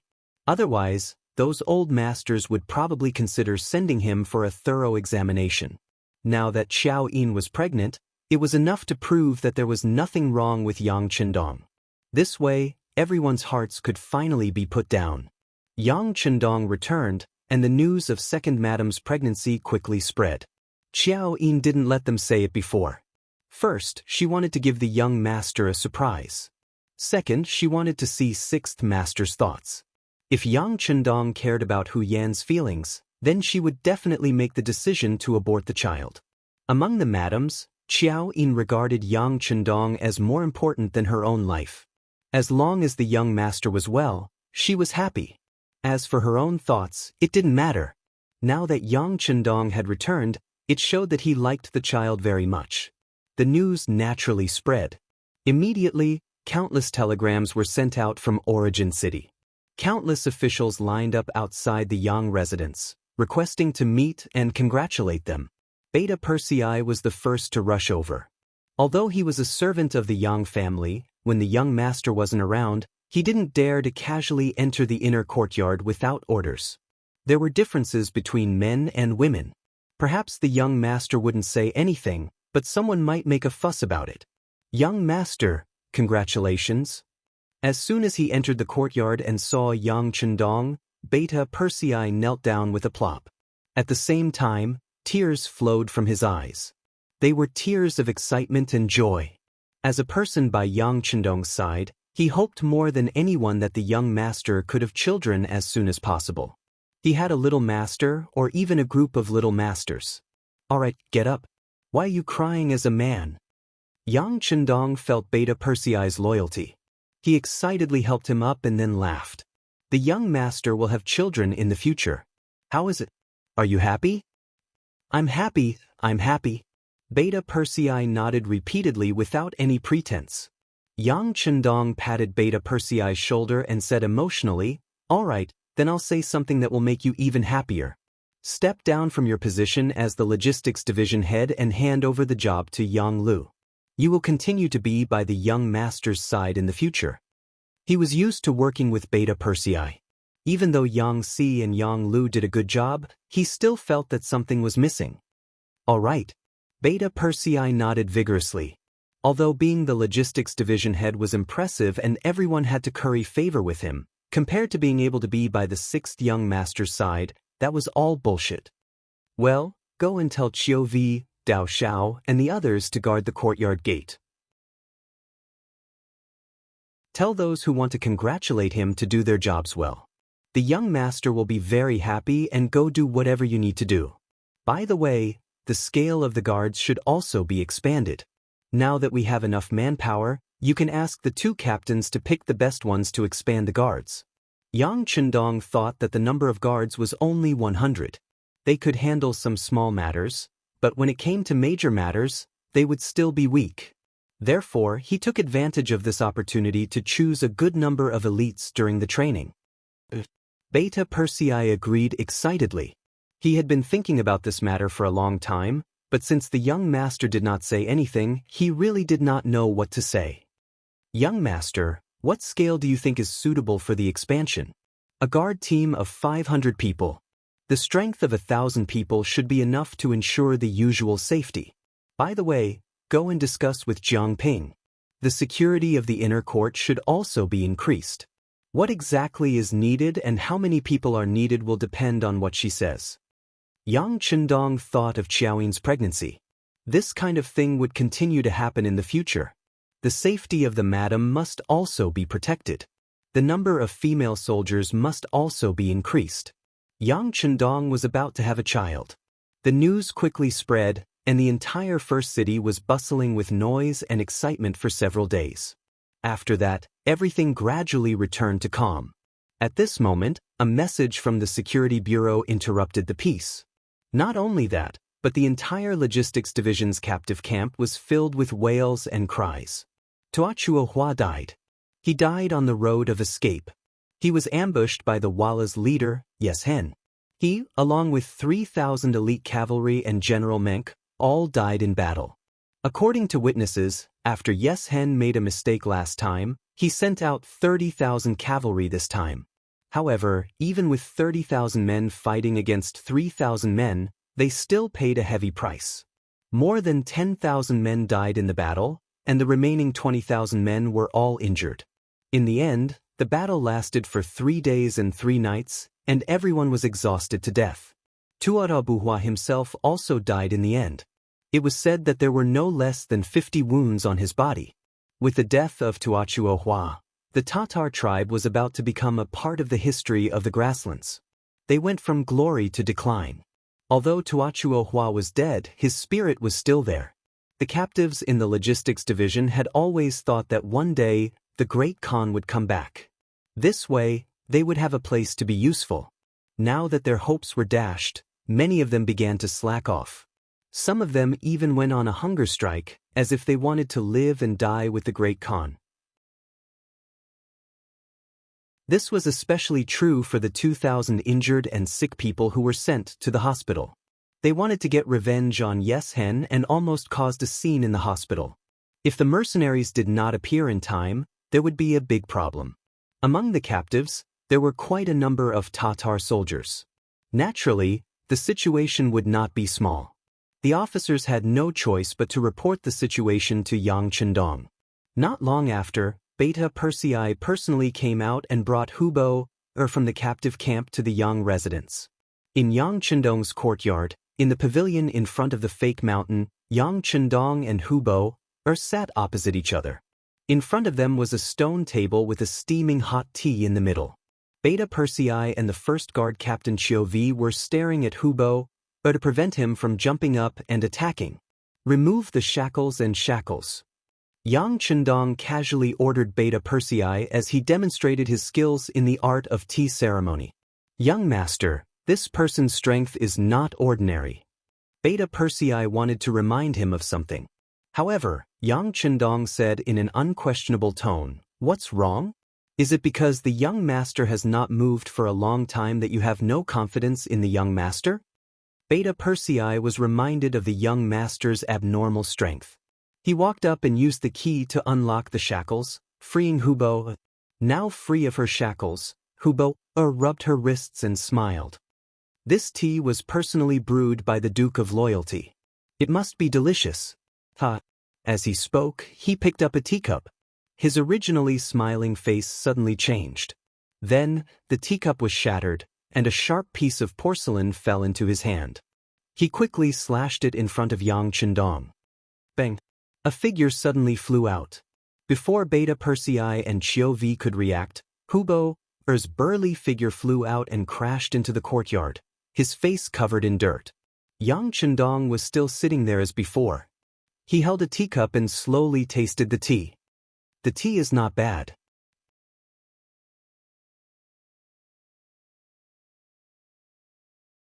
Chapter 897.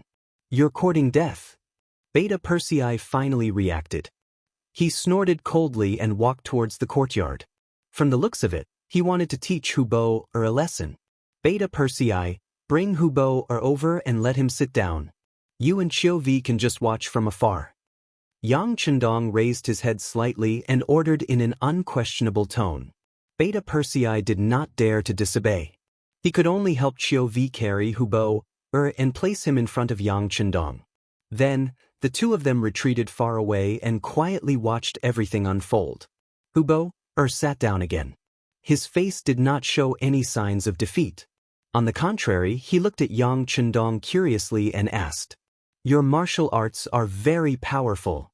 Speaking of which, this was the first time Hubo had observed Yang Chendong so closely. Only now did he realize that compared to Tuata Buhua, this self-proclaimed heavenly Khan was so young that it was ridiculous. "Ha, you want to kill me? Then I'll give you a chance," Yang Chendong said without answering the question. Then, as if he was performing a magic trick, he took out a dagger the length of an arm and placed it on the stone table. Then, he signaled to Hubo with his eyes. It was as if he was telling Hubo that the dagger was here and that he could take it at any time and attack him at any time. Yang Chendong's calmness and even arrogance made Hubo very angry. He was not Yang Chendong's match, but that was only in terms of strategy. In terms of martial arts, he was someone who could fight against Tian Hu and Su He for dozens of rounds. How could he be afraid of Yang Chendong? He was just careless earlier. This time, he would not be careless again. Suddenly, he reached out to touch the dagger on the stone table. However, before he could see Yang Chendong's movements clearly, he was sent flying again and landed in the courtyard. Beta Persei and Xiao appeared, and the two of them once again carried him to the stone table and sat down. They could see that the sixth young master's martial arts had improved again. If he was prepared, even several Hubo would not be a match for the young master. He sat down again and did the same thing. He touched his saber again and flew up again. Hubo continued to do the same thing. Even when she was beaten to the point of bleeding from the corner of her mouth, she did not stop. Yang Chendong attacked again, and every time before he attacked, he would say a sentence. "Tuachuo Buhua, I didn't kill him. The murderer is Yes Hen of Walla. It's wrong to seek revenge on me. I defeated you fair and square. You didn't die unjustly." Tuachuo Buhua, on the other hand, died in the encirclement. This Yes Hen, who only knows how to pick up the leftovers, is the true villain. You only know how to stop eating and not cooperate with treatment. Don't you want revenge? After being sent flying for the umpteenth time, Hubo was once again helped to sit down by Beta Persei and Xiao. She finally spoke. "How can we take revenge? We're just captives now. Who said that you can't take revenge as captives? Haven't you been thinking of avenging your great Khan all this time? Unfortunately, you've found the wrong person. Besides, who said that captives can only be captives for life? As long as you perform well, you can still stand out. Take Su He for example. He's also from your Tatar tribe. Isn't he living a good life now? Also, in the new army, many of them were captured soldiers, right? What are you trying to say?" Hubo finally stopped, ignoring the dagger in front of him. In fact, he didn't have the strength to swing the dagger anymore. His whole body was in pain as if it was falling apart. "I'm saying that I can give you a chance to take revenge." Yang Chendong finally revealed his intentions. "You're going to let us go?" Hubo asked in shock. Yang Chendong shook his head. Whether it was Hubo or the elite cavalrymen captured from the battlefield, they were all very strong. If he let them go now, once they gathered together and found someone who understood the situation, they would definitely become a threat to him. Yang Chendong would never do such a thing as releasing a tiger back into the mountains. "No, then how can we take revenge?" Hubo asked with a look that said, "Are you kidding me? Join the mercenaries and you'll have a chance to take revenge." "What, Do you really think that if I let you go now, you can really destroy Yeshen and his forces? From what I know, Yeshen teamed up with Agadorji to ambush your Tuachuobuhua Khan and reaped a lot of benefits from it. He also made a lot of money from trading with Baiming. Now that he has a strong army, do you really think that you can take revenge with this little force? Huboer was speechless. Although he was hot-blooded, he knew that courage alone wasn't enough to deal with Yeshen. He also needed strength. And the mercenaries did indeed have that strength. How can I trust you? Huboer's thoughts finally returned to reality. When he knew that only the mercenaries could help him, his mentality changed. It's simple. Join the mercenaries and I'll help you destroy Walla's forces and kill Yeshen within 3 years. If you can't do it, you can leave at any time. You can even start a rebellion if you want. Once Yeshen is killed, if you and your companions want to leave, I promise I won't stop you. How about it? I can swear on my honor as the Heaven Khan to the Tengri Heaven. Yang Chendong said with a serious face. For others, swearing to the Tengri Heaven was a very important and even sacred thing. However, he didn't think so. He didn't believe in it. Moreover, he wasn't lying. He had to get rid of Yeshen. Seeing that Yang Chendong had sworn on his honor, Huboer had no choice but to believe him. He nodded. All right, I believe you. Very good. It's a pleasure working with you. Now you can convince your companions not to cause any more trouble. Hurry up and recuperate. Don't wait until the war with the Vol tribe starts. Your conditions aren't suitable. If you miss the big battle, you can't blame anyone else. I'll go and convince them. Huboer nodded. If he wanted revenge, he needed to strengthen himself. Now wasn't the time to go on a hunger strike. With Huboer's departure, the disturbance caused by the captives came to an end. However, the war wasn't over yet. Yang Chendong defeated Tuachuobuhua and Yeshen took the opportunity to deal with this powerful enemy. The Tatar tribe also announced their withdrawal from the Central Plains. The forces they controlled were also divided up. South of Talu, Sambulakwin was occupied by Baiming Xianfu's army chief and commander of the 10,000 Department, Shirwanshan. Yeshen also took over Shajing province. At this point, Shirwanshan was Yeshen's neighbor. The mercenaries were only separated by Sambulakwin. They were already quite close. Yang Chendong didn't take the opportunity to take over more cities. His military thinking came from the future. He didn't care about the gains or losses of a city. What he wanted was to eliminate the enemy's strength. It was just like when the main force was gone, after the soldiers died in battle, wouldn't the original Tatar territory become ownerless? Wouldn't it be easy to occupy it? Notify the 1st Cavalry Division. Have them patrol the area northwest of Saihan Mountain. Tell the other forces that this area belongs to us mercenaries. Anyone who wants to pass by must pay us taxes and follow our rules. Otherwise, we'll kill them all. Yang Chendong finally revealed his fangs and began to take control of the grasslands with First City as the center. The North Desert City was still under construction. Once the construction there was completed, it would form a triangle with the origin city. At that time, his power would be stable. Anyone who dared to challenge his position would be treated as an enemy and suffer the wrath of thunder. After the new army went through many rounds of selection, they returned to their original formation. The number of people in the world's 1st Cavalry Division was not full yet. Division Commander Tian Hu and the 2 commanders carefully selected the people one by one.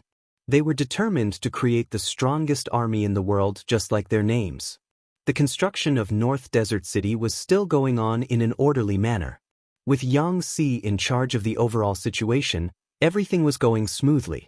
After the Battle of Tuachuobuhua, the mercenaries' strong strength shocked all the people who had bad intentions. No one thought of provoking the mercenaries. The situation near First City was unprecedentedly peaceful. Xiaoyin's morning sickness was very serious. She vomited as much as she ate. After Dr. Zhao Yanmei's examination, he said that it was because of the water and soil. It was still too cold here. It was best to go to a place with a relatively mild climate. This was a good thing for Second Madam and her child. In September of 1453 AD, Yang Chendong decided to return to Xiqian City with his 3 wives. After more than a year, Yang Chendong had laid a good foundation on the grassland. From the initial army of only a few thousand people to the current army of close to 60,000. There was nothing before, but now there were 2 big cities and several small towns. Seeing that everything was on the right track, there was no big battle to fight in a short period of time. Considering Xiaoyin's body, Yang Chendong decided to leave and return to Xiqian City. The only thing that Yang Chendong felt a little regretful was that there was no news from Wusheng's 3rd Division and the Nuzhen Cavalry Division that he sent to the north. The radio station only sent 2 telegrams at the beginning, saying that everything was going well. After that, there was no news, as if they had all disappeared. Yang Chendong did not believe that with the strength of Wu Sheng and Qin Bo, they would be completely wiped out. Something unknown must have happened. He had also sent scouts, but there was no news. The Siberian area was too big. It was vast but sparsely populated. It was difficult to find a team. The only thing he could do was to keep sending people to inquire about the situation. Other than that, the only thing left was to give his blessings.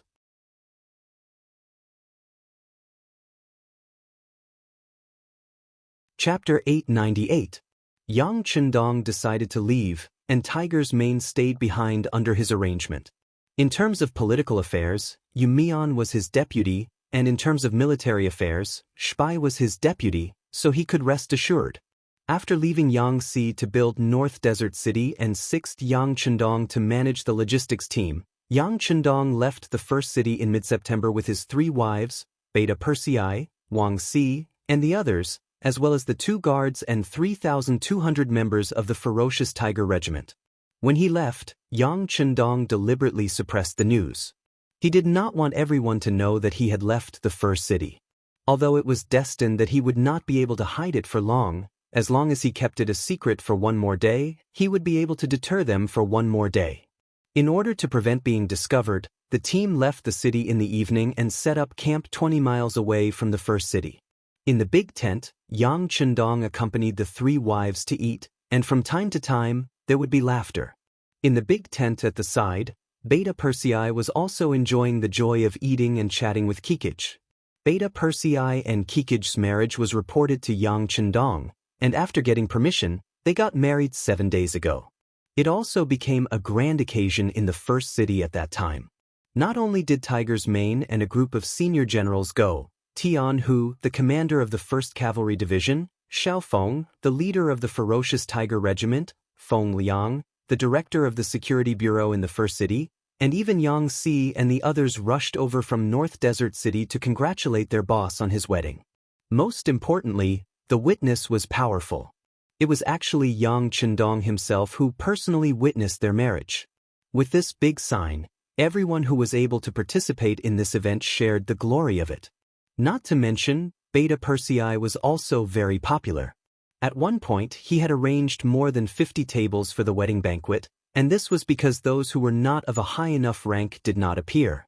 Otherwise, even 100 tables would not be enough. The better news was that Kikij was not marrying Beta Persei as a concubine, but as the first wife.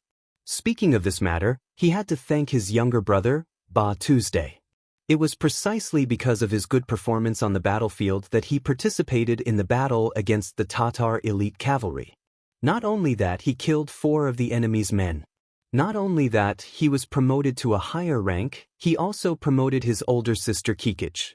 Now, only his mother, Badam, was left. Presumably, as long as she could perform meritorious deeds on the battlefield, there would still be opportunities.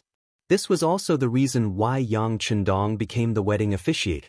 Under such a lively atmosphere, Beta Persei could not stop smiling that day. 7 days after the wedding, he left the first city with the young master. After asking for instructions, he decided to take Kikij out to see the world. Inside the tent, Kikij did not seem to be in a good mood. Speaking of which, this was the first time she had been so far away from her mother. Although she had just come out, she was already a little homesick. As her husband, Beta Persei was the best choice to enlighten her. "Madam, do you miss your mother? It's okay, your mother is very safe in the first city. Besides, Your younger brother is now a company commander in the new army. With him around, your mother won't be lonely. This time, we are going out to see the world. You don't know how prosperous Chichen City is. That place is no different from a holy place in our hearts.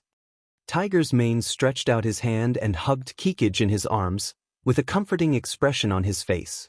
Kikij burrowed into the wide and warm embrace and found a more comfortable position. I think the first city is very big, it's very good. In this regard, Beta Persei was speechless. For a person who was used to drifting around the grassland, the first city was indeed very big. Seeing that Beta Persei did not speak and only smiled, Kikij's face showed a trace of caution. What? Are you starting to despise me? I knew it. My mother also said that when a man gets a woman's body, it's the beginning of dislike. Oh, I'm being wronged, how could I be that kind of person? Beta Persei cried out loudly, then found that Kikij's face was full of smiles. He knew that she was teasing him, so he pretended to be very angry and said, "Well, you dare to lie to me. As punishment, I'm going to carry you to bed now." It's not completely dark yet, wait a little longer. When it came to this matter, Kikij's face quickly turned red. This man was a bull, a barbarian. She couldn't stand it every time. If it started now, it would be a problem for her to walk tomorrow morning. In order to divert Tiger's Mane's attention, Kikij took the initiative to say, "By the way, little brother did not join the 1st Cavalry Division, but chose to be a company commander in the new army. This won't affect his future, right?" How could it? When it came to serious matters, Beta Persei was indeed a lot more well-behaved. He liked to talk about these things, especially when he saw Kikij looking at him with admiration. The world's 1st Cavalry Division is indeed the most elite army. If it's a cold weapon battle, even Lung Feng might not be a match for it. But because they are all too strong, it's not easy to make a name for oneself there. It's better to go to the new army.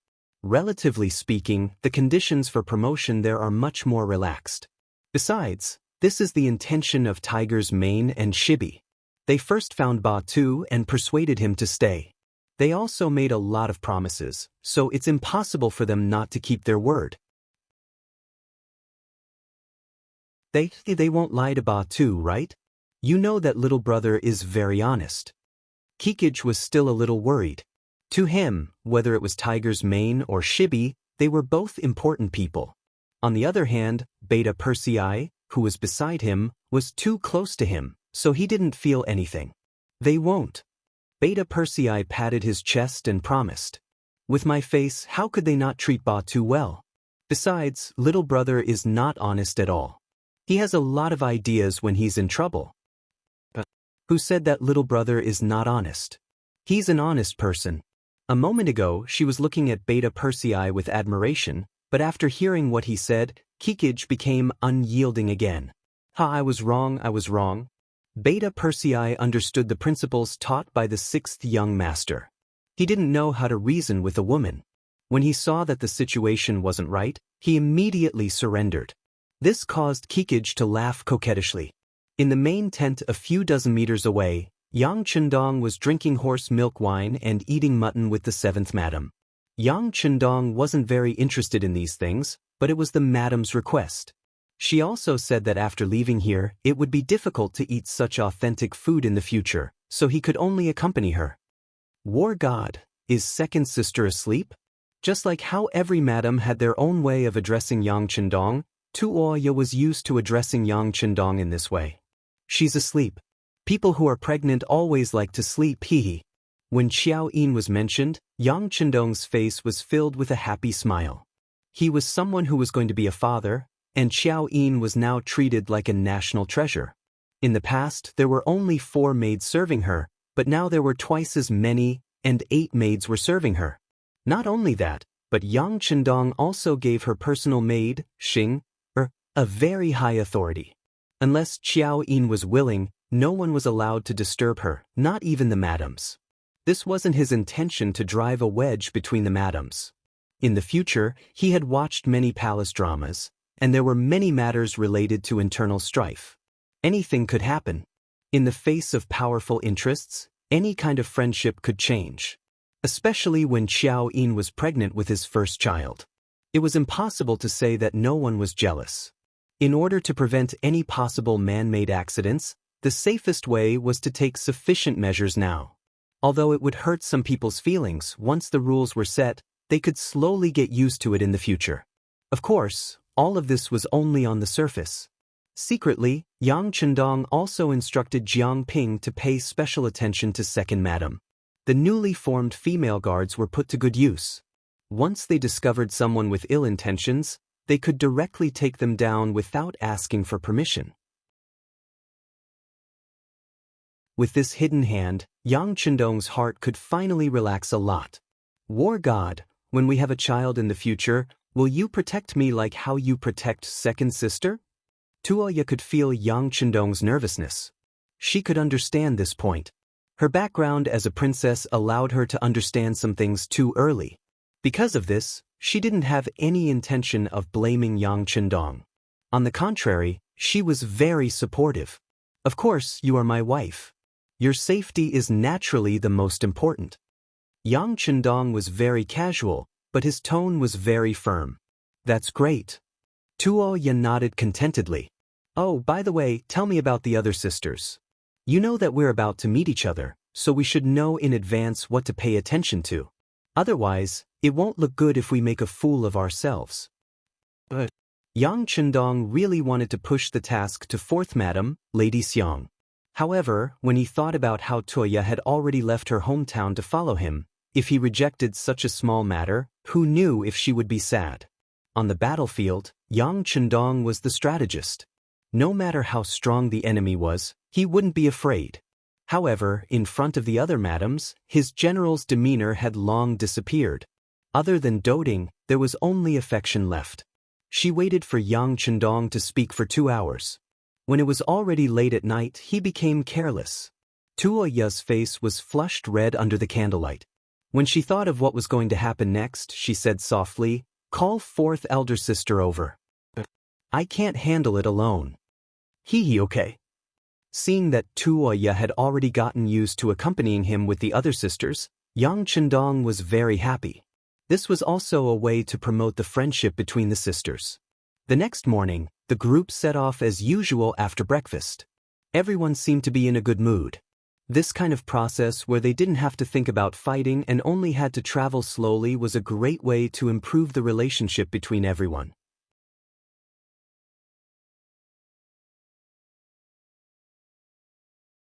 Chapter 899. Su Yunxing, the head of the reconnaissance team, was the first to set off, leading a company of scouts to scout ahead. With the 6th young master in the team, there was no room for carelessness in terms of safety. Yang Chendong didn't refuse Su Yunxing, who had resigned from his position as head of the reconnaissance team and insisted on following him. This person seemed to be born to be a scout. With him around, there would be a better guarantee of safety, and he wouldn't have to worry too much about accidents happening. The team was vast and mighty, and slowly, all the way to the new Ergon-Dusi area. Usually, when transporting supplies, they would often use this road, but the transport team could quickly pass through here in 10 to 20 days. However, Yang Chendong's team took more than a month. This was mainly due to the inconvenience of Xiao Yin's body. If there was a bumpy road in a hurry, who knew what would happen? Although Dr. Zhao Yanmei followed along, it was better to take precautions.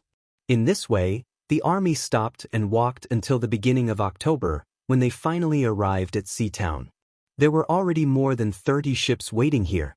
Long Yuntian, the acting head of the 1st Division of the 1st Sea Army, was ordered to wait here.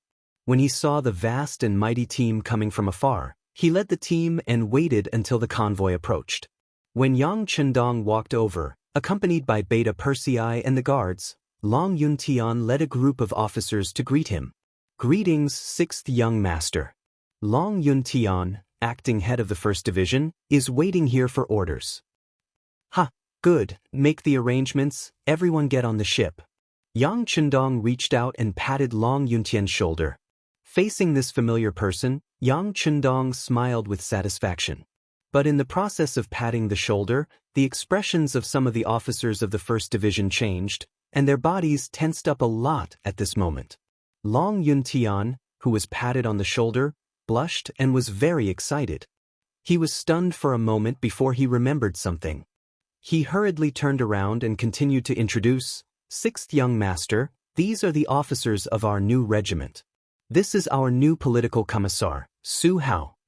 Long Yuntian pointed at another officer who also had the rank of colonel and introduced him formally. "Oh, political commissar Su, hello." This time, Yang Chendong didn't pat his shoulder. Instead, he reached out and shook his hand. To be honest, as the team grew bigger, there were already some people that he wasn't so clear about. For example, Su Hao in front of him was very unfamiliar to him. Su Hao's face was full of excitement. He stretched out his arms and grabbed Yang Chendong's arm, shaking it vigorously. He also subconsciously said some flattering words. "Sixth young master, this subordinate has admired you for a long time. Today, I finally get to meet you. I'm extremely excited, extremely excited. Do your best." Yang Chendong also responded with a smile. Then, he shook hands with the other officers of the 1st Division one after another. After a round of greetings, the team began to board the ships. Because Yang Chendong's return to Crimson City this time wasn't a public move, there were no large ships arranged to welcome him. Most of the ships weren't very large, but there were always 2 or 3 second-class ships that were 70 to 80 feet long. It was just enough for Yang Chendong and the others to rest on. The largest ship was naturally Yang Chendong's. After the 3 madams and the maids boarded the ship, Beta Persei led the first guard team and boarded the ship. As for the second guard team, they had no choice but to board the other ships. In this regard, Yang Chendong didn't have any doubts. Since this was the 1st Marine Army's unit, it was his unit. No one would dare to harm him. He still had this much confidence. As for the reaction of the other officers when he shook hands with Long Yuntian, with Yang Chendong's keen insight, he naturally noticed it, but he didn't say anything. When it came to the situation of the officers below him, he wouldn't ask too much. However, his safety was at stake this time. Although he knew how to swim and was quite good at it, he knew that he had to be careful. There were a lot of diving equipment and oxygen tanks in the big warehouse. Even if there were any problems at sea, he would have no problem protecting himself. But the 3 madams were still on the ship. For their safety, there were some things that needed to be investigated. Go, arrange for 2 capable men to ask about the situation and relationship of the officers in the 1st Division. Understood. Beta Persei, who received Yang Chendong's order, nodded and found Ba Daojiang and Peng Yu. These 2 were veterans of the guard team. There was no problem in terms of loyalty. They were also experienced in the martial arts world. It was reassuring to leave some things to them.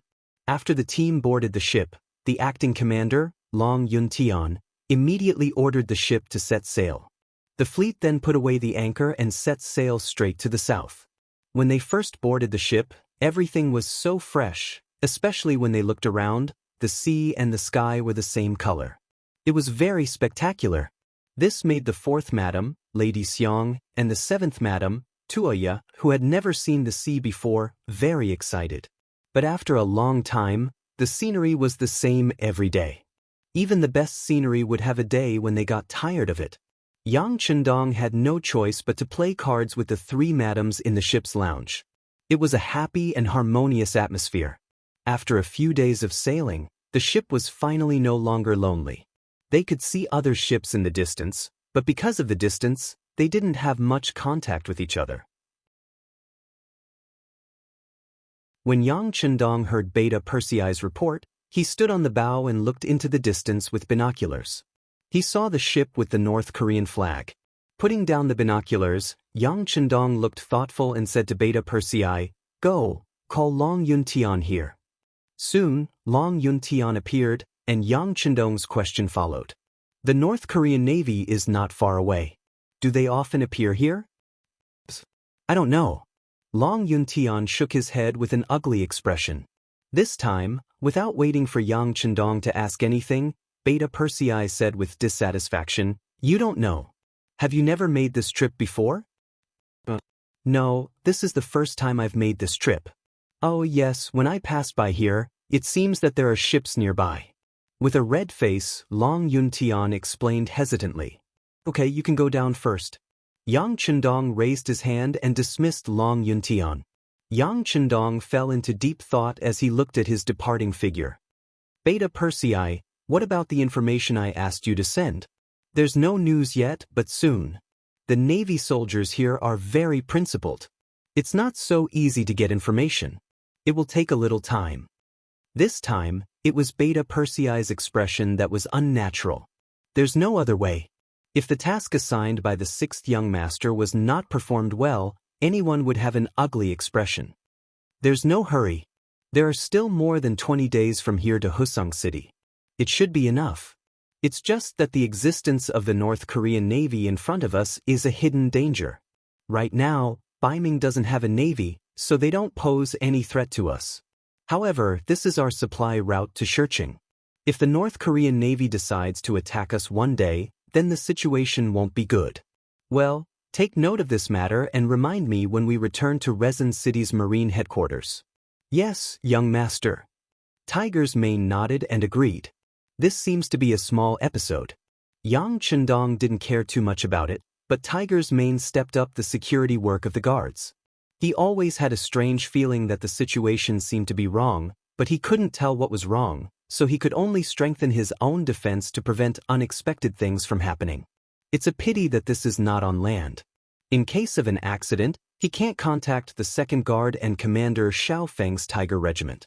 But thinking about it, with their combat experience, once something happened, they should be able to react immediately.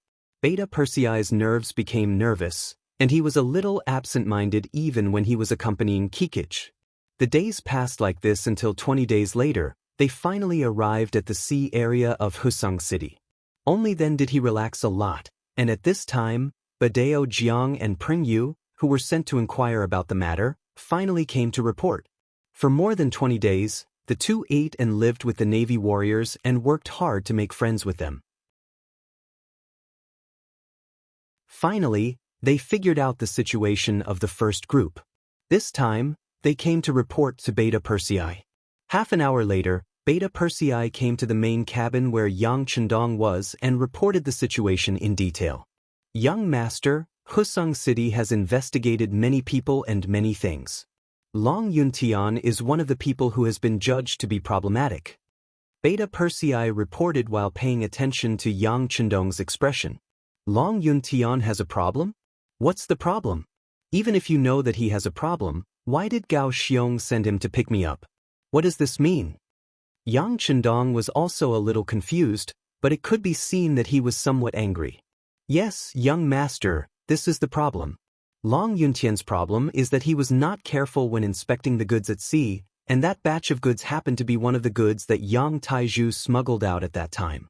It is because of this matter that some people think that Long Yuntian may be Yang Taizhu's accomplice. Even if he is not, at least he is someone who helped him. I heard that because of this, there is still a lot of controversy. In the following time, Beta Persei gave a detailed report of the situation that Badao Jiang and Pringyu learned from the soldiers below. According to Beta Persei, the Vice Minister of the Ministry of Supervision, Wu Qian, believes that Long Yuntian has a problem and once proposed to remove him from his post and investigate, and even search his house. But this proposal was rejected by Commander Gao Xiong of the five-man team. What Commander Gao Xiong meant was that Long Yuntian was a good cadre, a cadre who could fight. It was just that he wasn't that principled in the past. Considering that the goods came from Crimson City and were wanted by the Security Bureau, it was reasonable that he didn't check them carefully. After all, the status of the Security Bureau was very special, and not every department had the right to order them around. Therefore, Long Yuntian's problem was at most a momentary lapse in inspection, and a person should not be killed because of this small matter.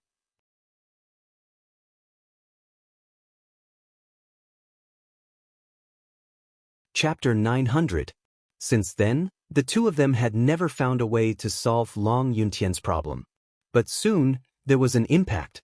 With Long Yuntian's ability and experience, he was originally a popular candidate to be the commander of the 1st Marine Army's 3rd Division. But because of this, his appointment was blocked by the political department. Fortunately, Gao Xiong still acted and transferred him from the 3rd Division to the 1st Division. Considering the impact, he gave him the position of acting regiment commander of the 1st Division instead of regiment commander. Right? 6th Young Master, Wu Qian's brother-in-law, is the 1st Division's political commissar Su Hao. He's on the ship beside us. Beta Persei seemed to have thought of something and whispered to Yang Chendong. Yang Chendong listened quietly and slowly nodded. Even though he was secretly returning to Crimson City, he was afraid that he would attract too much attention and that someone would have ideas about him on the way. But no matter what, he shouldn't have sent an acting regiment commander to escort him back. Now, it seemed that this was Commander Gao Xiong's idea. He was clearly using this method to remind him to pay more attention to this matter. Gao Xiong still understood Yang Chendong. He knew that as Xianxia continued to grow stronger, he rarely interfered in the affairs of the lower ranks. For example, it was not easy for Yang Chendong to intervene in matters of Long Yuntian's level. That was why Gao Xiong arranged for this person to escort him back to Crimson City, hoping to use this method to remind him. Of course, Gao Xiong also had a sense of propriety. He did not ask Long Yuntian to take the initiative to say anything to Yang Chendong. This kind of matter of skipping a rank to report, unless it was the 6th young master who took the initiative to ask, the subordinates could not casually talk about it. Otherwise, if everyone had to report to Yang Chendong, he would not be able to handle it even if he worked 48 hours a day. That was why the current situation was like this. Long Yuntian escorted him back to the city as acting regiment commander. He also arranged for political commissar Su Hao to follow him. One was a political commissar, while the other was only an acting regimental commander. The former's brother-in-law was a high-ranking official in the Ministry of Supervision. Naturally, everyone would side with the former. It was no wonder that when Yang Chendong expressed his intimacy with Long Yuntian, the officers in the regiment revealed strange expressions. After figuring everything out, Yang Chendong sighed. The self-inspection was carried out under his instructions to prevent a similar incident to Yang Taizhu from happening again. Now, it seemed that the investigation was very strict. Not only that, it seemed to be a little excessive. If this continued, wouldn't it cause panic among the people? Go. Call Long Yuntian over. Remember, don't let anyone else see you. After pondering for a moment, Yang Chendong still wanted to hear what Long Yuntian had to say. Understood. Beta Persei nodded and turned to leave. Not long after, Long Yuntian appeared in front of Yang Chendong wearing a guard uniform. As soon as he appeared, he knelt on the ground with a plop and said that he was guilty. What are you guilty of? Yang Chendong's face was serious, but it was impossible to tell whether he was happy, angry, sad, or happy at this moment. I have let down the 6th young master's trust. I was careless during the inspection at sea, causing the smuggling ship to pass right in front of me, but I didn't know. I am guilty. Long Yuntian knelt on the ground, his eyes red as he said. Ever since he received the military order from Commander Gao Xiong, he had been waiting for this moment, waiting for Yang Chendong's private summons. When he came, Commander Gao Xiong had already said that the higher-ups were keeping a close eye on him. His position as acting regimental commander was only a temporary measure. If he couldn't solve it this time, he was afraid that when he returned, not only would he not be able to become a full member, he might not even be able to wear this uniform. If someone really wanted to investigate Yang Tiezhu's previous problem, he wouldn't be able to become a member of the Cold Front if he couldn't explain it clearly. This way, no one would dare to ask him if there was a problem. The best ending would be to be given a piece of land to farm. Although Long Yuntian wasn't afraid of being a farmer, he didn't want to continue farming in this situation. He didn't want to leave the army without a clear reason. However, he really had a problem that he couldn't explain clearly. If someone really didn't let go of this matter, he was afraid that other than a limited number of people, no one would be able to save him. And of course, Yang Chendong was among these limited number of people, and he was even the leader. After all, the leader of the 5-man team was the future 6th madam. Even she had to listen to the 6th young master. This could be said to be Long Yuntian's only hope, but no matter how he looked, the sixth young master didn't seem to have any intention of meeting him alone. Seeing that they were about to reach Crimson City in 3 days, he seemed to have lost all hope. He couldn't even sleep well these 2 days. Just when he couldn't see any hope in life, Beta Persei suddenly appeared and even took his guard uniform. Long Yuntian was overjoyed. He knew that his only hope had appeared. When he saw Yang Chendong, he knelt down and admitted his mistake, tears streaming down his face. Yes, you're right. Whether it was because of carelessness or carelessness, the smuggled goods passed right under your nose and you didn't notice. This is indeed a mistake that can't be ignored. It's only right that you be punished. Yang Chendong nodded. Yes, it's right. I'll obey the arrangement. Long Yuntian didn't have any intention of quibbling. If you do something wrong, you will be punished. There was nothing to doubt about this. What he suspected was that the punishment was a little too harsh, a little too targeted. This was also what Yang Chendong didn't understand. Logically speaking, Yang Tieju's smuggling wasn't the first time, so it was impossible for him to encounter Long Yuntian's inspection every time. If that was the case, then he would suspect that he was really involved in the smuggling. But if he didn't encounter it every time, then why did he have to target Long Yuntian like this? Could it be that there were other reasons for this? Captain Long, let me ask you, how did the other officers involved in the Navy deal with it? Sixth young master, one of the company commanders, was directly expelled from the military and was given a piece of land to farm. There were also a few people who wrote checks and this matter was passed. Long Yuntian didn't dare to hide anything. This was his last chance, so he couldn't hide anything. The same thing, the same problem, how could the results be so different? What is the reason? Yang Chendong keenly found the problem. This. Long Yuntian didn't answer immediately, but hesitated. What? In front of the sixth young master, you still don't want to tell the truth? Beta Persei on the side saw that Long Yuntian didn't know what was good for him, and he was angry and roared with fire in his eyes. No, I don't dare, I will say it now. It's because the vice captain in charge of the case, Wu Qian, was selfish.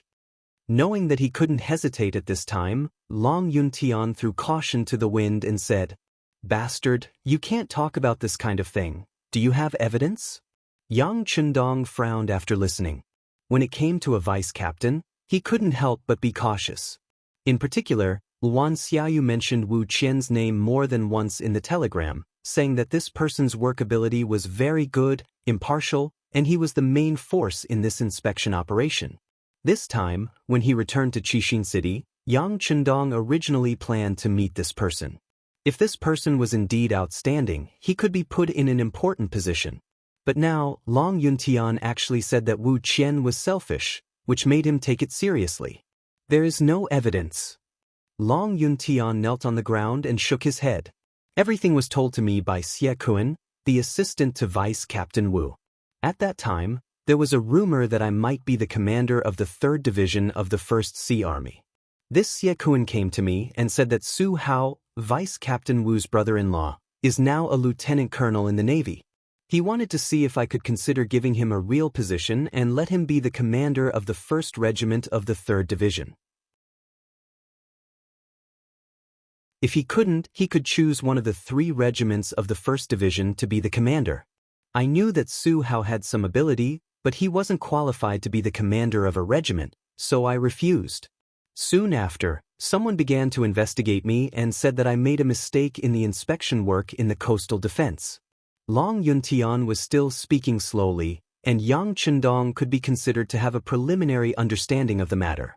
How a high-ranking officer used his authority, especially how to prevent his family from using his authority to do things that went against the law and morals, had once been a headache for Yang Chendong. The law was nothing more than human feelings. The law was the bottom line of morality, and morality was human feelings. The existence of the law was to protect the existence of human feelings. Especially for the Han people, who were originally a race that valued human feelings, it was impossible to completely eliminate such things. Thus, there was the saying of pillow talk, and there was the saying of a 7th-rank official in front of the Prime Minister. It was just that he didn't expect everything to happen so quickly. Qixin City had only developed for a few years, and such a problem had already appeared, and it had become so serious that it directly involved the appointment of a division commander. First, there was the matter of Yang Taizhu using his father's authority, and then there was this unfair treatment and even public threat. Yang Chendong knew that trouble had finally arrived. History had proven that when a country went from being strong to being defeated, it was usually due to the internal corruption. As the leader of the royal family, none of them were willing to be the ruler of a fallen country. The various decrees and orders that came out of their mouths were in principle for the good of the people, for the good of the country. The policies were good, but the people who carried out the policies were bad. It was because they were corrupt, and the governance was rotten, that in the end, the good policies were not implemented well, and in the end, the people had no way to live, and had no choice but to rebel. All along, Yang Chendong's main focus had been on the expansion of the military and the development of business. Reality had proven that these two matters had been greatly improved, and because of that, Yang Xie's faction had been constantly growing and expanding. However, when it came to internal governance, especially local governance, he had never thought of a better solution.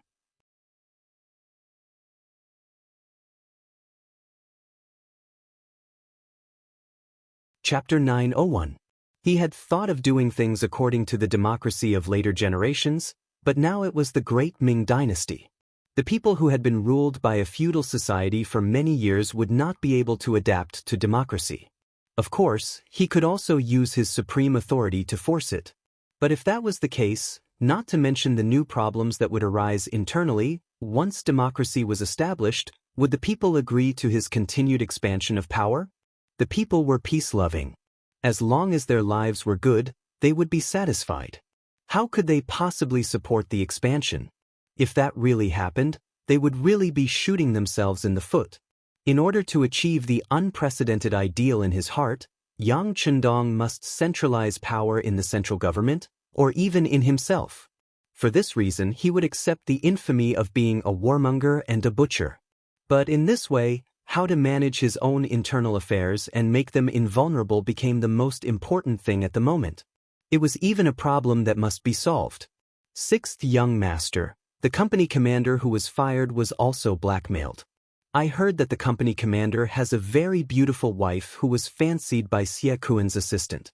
Xie Kuan wanted to persuade them to divorce first and then marry her himself, but the company commander refused no matter what, so this happened. Long Yuntian was still talking when Yang Chendong shook his head. Well, the young master already knows what happened. I will send someone to investigate. If it is really as you said, I will definitely clear your name. But before the matter is settled, we can't act rashly and alert the enemy. Do you understand? It was just a one-sided story. Yang Chendong could not completely believe it. He just took it as a reference. But to be able to say this, it meant that he already had doubts about this matter. Long Yuntian, who was kneeling on the ground, was overjoyed. After kowtowing a few more times, he left under Beta Persei's gaze. Young master. There was no one else in the room, so Beta Persei carefully asked for instructions. Yes, we can't doubt Long Yuntian's words, but without investigation, we have no right to speak. How about this, when we reach Crimson City, you go investigate in private and see if what Long Yuntian said is true. Remember, don't make any noise. We can't let a bad person go, but we can't wrong a good person either. Yang Chendong still didn't have the intention to investigate openly. No matter what, Wu Qian was a candidate recommended by Luan Xiaoyu.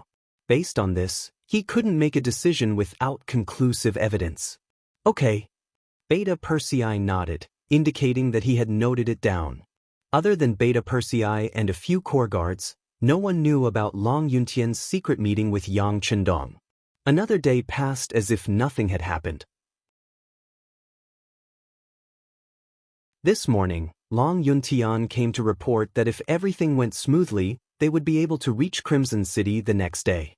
Yang Chendong brought the three madams out to enjoy the sea breeze. Coincidentally, just as they appeared not far away, there were several merchant ships that were obviously larger in size. Suddenly, an unknown ship approached. Out of instinct, Yang Air ordered the guards to prepare for battle. At the same time, he reported to Yang Chendong and asked the young master and the madams to enter the cabin to rest. It's okay. Yang Chendong stood on the deck and shook his head. He had already seen the bright 5-star flag on those ships. Based on this, even if the other party was not on their side, they should be friends. And he had already asked. This was the outer sea area of Crimson City. It was only about 500 nautical miles away from the city. If this place was not safe, then the First Sea Army was really useless.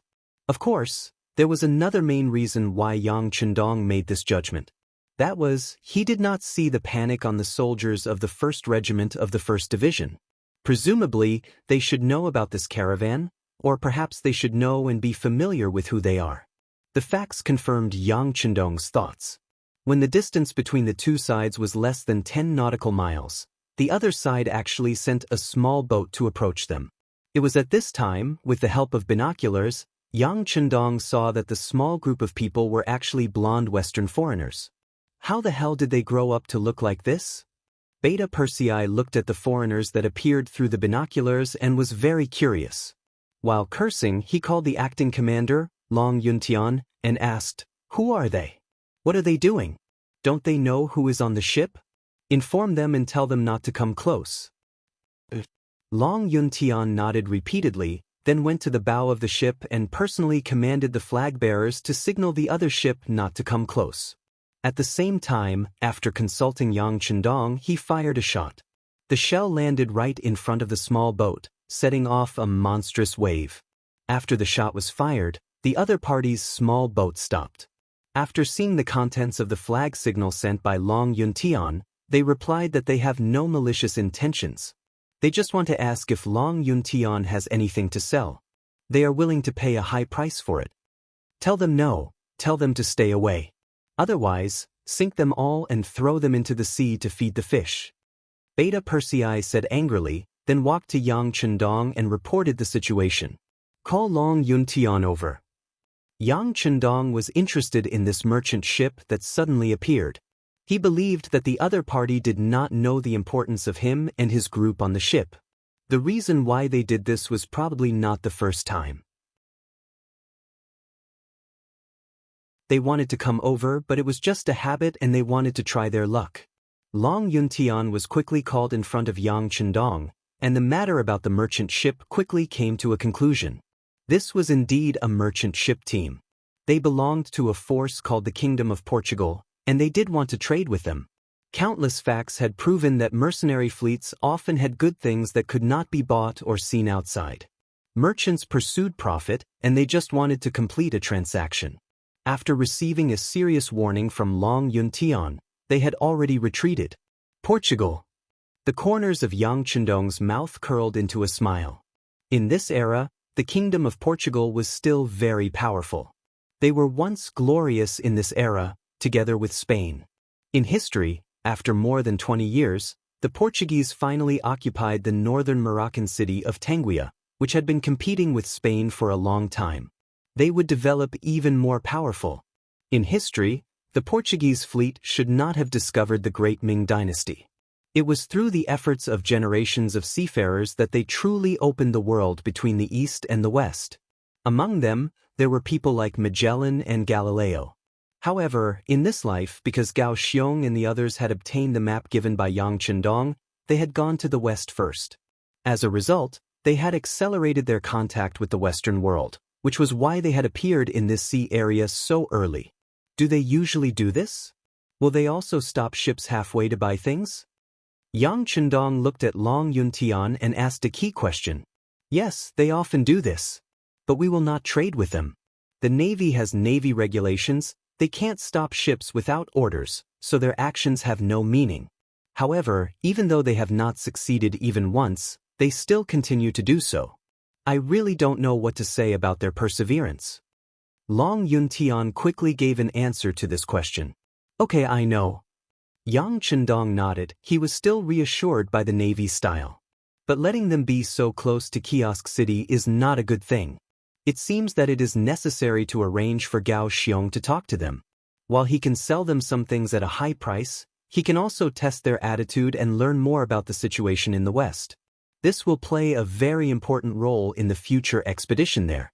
The appearance of the Portuguese merchant ships made Yang Chendong's idea of sending troops and conquering the West become hot. Some of the resources there are still good, and they can be occupied early. This is part of his future grand plan. Under the threat of gunfire, the Portuguese merchant ships gradually moved away. The next morning, the 1st Regiment successfully entered the coastal area of Kiosk City. In the morning, the fleet finally appeared in front of the new dock. Looking from afar, they could already see the crowd of people welcoming them. Before, they were far away, so they couldn't see anything. But now that they are close, the majestic charm of Kiosk City really appeared in everyone's sight. Seeing this, the 3 ladies couldn't help but exclaim. Even the 2nd lady, Xiao Yin, who was the first to come here, had to sigh at this moment. After a few years, Kiosk City has become even more magnificent. Back again! After a sigh, Yang Chendong stepped off the ship and once again stepped on the ground of Kiosk City. The 6th young master returned to Kiosk City. The 2nd lady was pregnant, so the whole palace became very lively. It was on this night that Yang Chendong was alone with Hu Yen when he mentioned the issue of children and his worries. Hu Yen was a very kind woman, and her relationship with Xiao Yin and the other sisters had always been very good. It was precisely because he knew this that Yang Chendong confided in her and told her his thoughts, including some new rules that needed to be established. With regards to Yang Chendong's requests, Hu Yen agreed to all of them. She lay in Yang Chendong's arms with a blissful look on her face. Dong Shuai, you are very thoughtful. This must become a rule. In the future, when any sister is pregnant, they must do this.